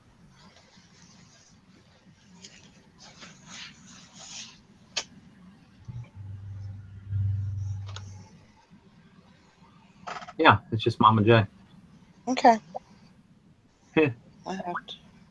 I will go and look, and I will be subscribing, and I will be watching. If you haven't seen them, she got some good videos. Okay, good. We need some fresh blood. Fresh blood. I subscribe. I don't know about fresh. I don't know where the blood part came on, but sounded good for the moment. Not fresh blood. Her videos are way better than that shitty Jim Carrey's videos. His suck. All right. Where's that pillow? Have y'all done one lately? I don't know, like last weekend. Yeah, we did the boat one. Yeah, it's the one with the puppy at the beginning. Watch the one with the puppy. It's excellent. The puppy's the best part. The puppy versus pig. It's a good one. Puppy versus pig? Yeah, she had done it a couple times with the pig and then stopped. And it was almost like when I got the camera going, it was like she was cued. She's standing perfectly still. I go, go, Mabel, chase the pig. And then, like, on cue, she starts running with it and doing these somersaults. I can't believe I got it on camera. It's funny. Then they show you I'm not tooting my own horn, but I think it was the cutest thing I ever seen. Show how they went from simple farm folk to boat dealers in an hour. So. One night made all the difference. One night of boat baiting. So I want to do some live videos while I'm over there. Maybe even at the karaoke bar. Who knows? There you go. Awesome. So I'm sure it'll be interesting. What do they call that? The power chat, or what is the one where you get money? Oh, super chat. Super chat. You can put in super chat, so if you sing really good, people can. I can't do super chat though.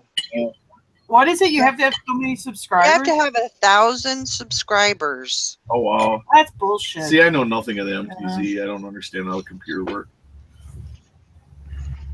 I was just curious, and that's what it said. You had to have that many subscribers. So Sure, we're just low key here. Enough subscribers. In that video, I do the real hammy. I got a boatload of stuff. Wow. Or we got. Just say no to karaoke videos. I think the last time that I went to one was probably like, I don't know, I want to say like 15, 16 years ago. And yeah, I'm glad nobody was taking a video of that. A picture was bad enough. Yeah, I don't sing in front of people. Oh my God, I have to be extremely drunk. We went to this real estate convention. That's why I'm like, oh crap, I'm in a karaoke bar. Me and my dad go into the lounge at the motel. We're gonna have a couple drinks or whatever. Sit down at the bar, and all of a sudden you got this couple, and the guy's like talking to the karaoke person how he wants it, and like the lighting, and so he's really like serious about it. Him and his wife are gonna do a duet. I'm like, my dad's like, wait a minute, what is this? I'm like, oh my God, Dad. I look at the screen above the bar. It's got the words of the song. I'm like, is this the karaoke bar? He goes, we're getting the F out of here. Very often.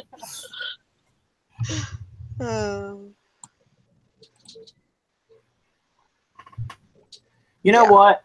I did that thing like y'all did for your group. Totally copied you where they've got 3 questions. People have 3 questions to request to join a group now. Uh-huh. If you don't answer 3 questions, you automatically get declined. I think that's a fair rule. I don't automatically decline somebody. If they try. Did you guys rip that off of The Walking Dead, where Rick had the questions? He had something for something on the Facebook group where you can ask questions, so you don't get people like trying to sell Ray-Bans or whatever. How many walkers have you killed? How many people? How many people have you killed? How many resellers have you killed? There you go. How many would you like to kill? And please name them below. Are you currently institutionalized? Would you like to be? Or Do you have a room that's so full of stuff it's just a little path you walk through? If the answer is no, why not? All right, I just set my rates up to 15%. So let's see if that does anything. Okay. All right. 50% On everything? Promoted. Oh. Is that called promoted or the other thing? No, it's promoted. Yeah, you set the percentage for that. Yeah. I promoted listings. Once it just didn't see. Wasn't getting no results. I'll have to try it again. You never know. Oh, that's what I'm going. What are you talking about? I need more jeans. I got this whole chair right here is full of jeans. And then there's some jeans up there still. Those are like mom jeans, though. Mom jeans. Oh, yeah. Oh, I did that last time when I was drunk. Okay. It's a photo of you from when you were young. Oh. I just shared it on my wall. Oh. Because we were talking about how dorky you looked when you were young. So then I dug one out. Snuggle bugs. Snuggle bugs. I mean, that is a really good picture. Thank you for that. You're welcome. Oh, gross. Here you go, Sally. We'll each have our puppies on our lap. It'll be the all puppy show. Aww. No, that's not. Oh. Whatever. I don't know. Is it Prancer? That's Prancer. Yeah, this is Prancer. All puppy. He reminds me of a little Specky. He only weighs about 2 pounds. I don't know what this one is. Mabel's getting to be a little chunk. Yeah, she is. So cute. I tried to put her on the couch because I really would like to work. So then she comes over here like a little kid and like, no, you're gonna hold me. I know he come over here just now and was doing this on my leg, and then I just pat my leg and he hops up. Aww. Yeah, she's like a baby. You still gotta like pick her up by her little legs.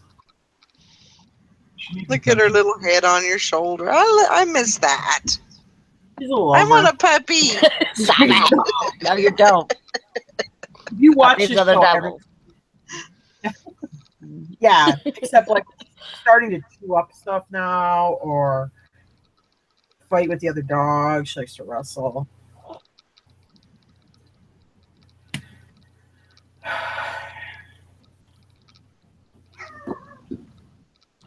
I just bark. Uh-oh, I thought that was here. Yeah, so Put you on the clock. Hot as hell. Oh my So- god.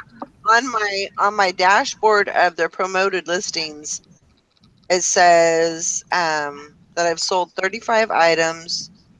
I've had $49 in ad fees, and my sales have been $386.86. Awesome. So Mine, I've only had like 7. So I only had like 7 sold through them for $115.24, and my ad fees were $9.16. That's good. That's really good. And I have 500 items on there right now. I have 29 sold, $36 in fees, and $637 in sales. It's good. Oh, no, I'm still 510 currently on there right now.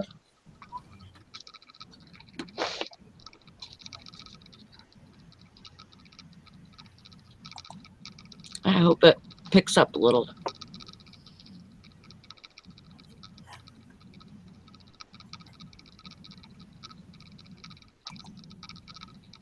God, Gotta keep those listings going. Rolling, rolling, rolling. Oh, Now I'm gonna try and get some stuff listed, and then man, I gotta take a nap. Yeah, that's what Valerie means when she says she's going to try and get some stuff listed. She means she's ready for a nap. Yep. I'm actually feeling pretty good. I Good. still might take a nap, but that's besides the point. No, I woke up like at 4:30 this morning, kicking my butt. Yeah, I might go out and mow the lawn, the front yard anyway. Get that done. Nope. I'm gonna peace out. I'll see y'all later. All right, All right. bye. Have a good day. Have a good weekend. Yeah, that's kind of what my plan is. You be safe, Todd. Yep, Get your sandbags ready. batten down the hatches.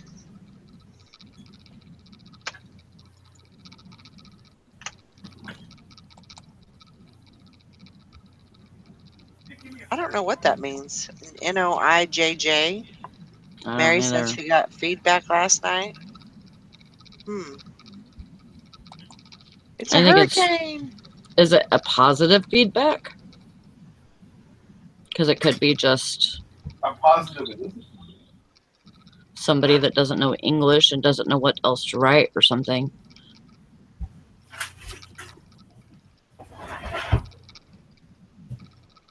So That is drunk for nice.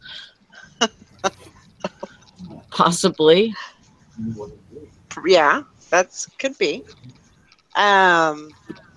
Yeah, Mama J, we usually try and kind of slowly, sometimes quickly, but usually 10 o'clock is the time that we want to wrap it up. And sometimes we go over, sometimes it's right at 10 o'clock. But yeah, we'll probably wrap it up here pretty quick. People's got, other stuff to do. And so. When are you leaving? Who? You. For what? For North Carolina. Oh, Wednesday. Okay. Wednesday morning. Okay, so I'll do the show on Wednesday morning. So the show will be on my channel on Wednesday morning. So, go and subscribe to the Upside Down Picker and push the little bell. Click on the bell so it'll give you a notification that she's doing. You could go right there to the little show. 3 dots. Go Well, right that's there true. to the little 3 dots on my name and subscribe right now. There you go. Oops. Sorry, Prancer. So yeah, just make sure that you subscribe. We're on Facebook, so you can find us. Yeah. So yeah, and Sally, pretty much. I mean, you pretty much do the show in the same sense, right? I mean, pretty much. I mean, sometimes I'm late, because I took a nap, or, sometimes I let it run until noon, 1 o'clock. Right. It just depends on how I feel. I work nights full time, so, and I just do this on the side. So, it just depends on how I feel and what days I get off next week. I have no idea. I haven't got my schedule yet. So, I just know that I have to work this whole weekend. Yeah.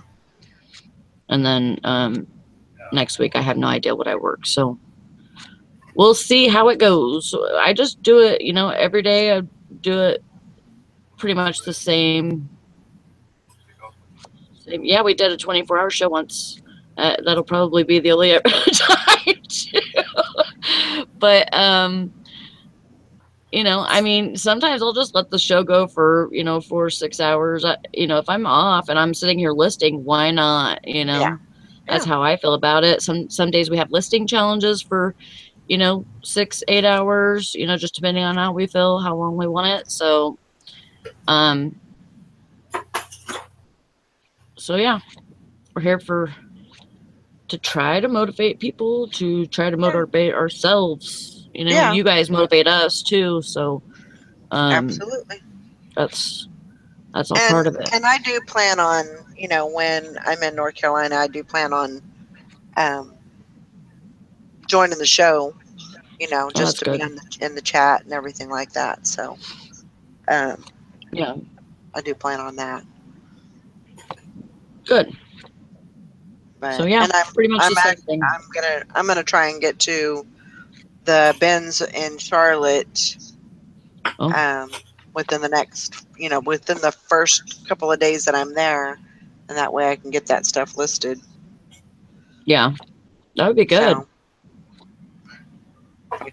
if I can make some sales while I'm gone, then that's even better. Yeah. So That'd be great. All right. Well, I think we'll go ahead and wrap it up for the day. And and that's another thing, Mama J. I have been having working hangouts. And I think I was thinking about it last night. And I think instead of having, and you let me know what you think, Sally.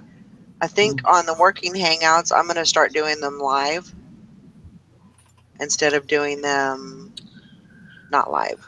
Right, because there's some people that want to join that just want to be in the chat, and they would rather it be separate. Right.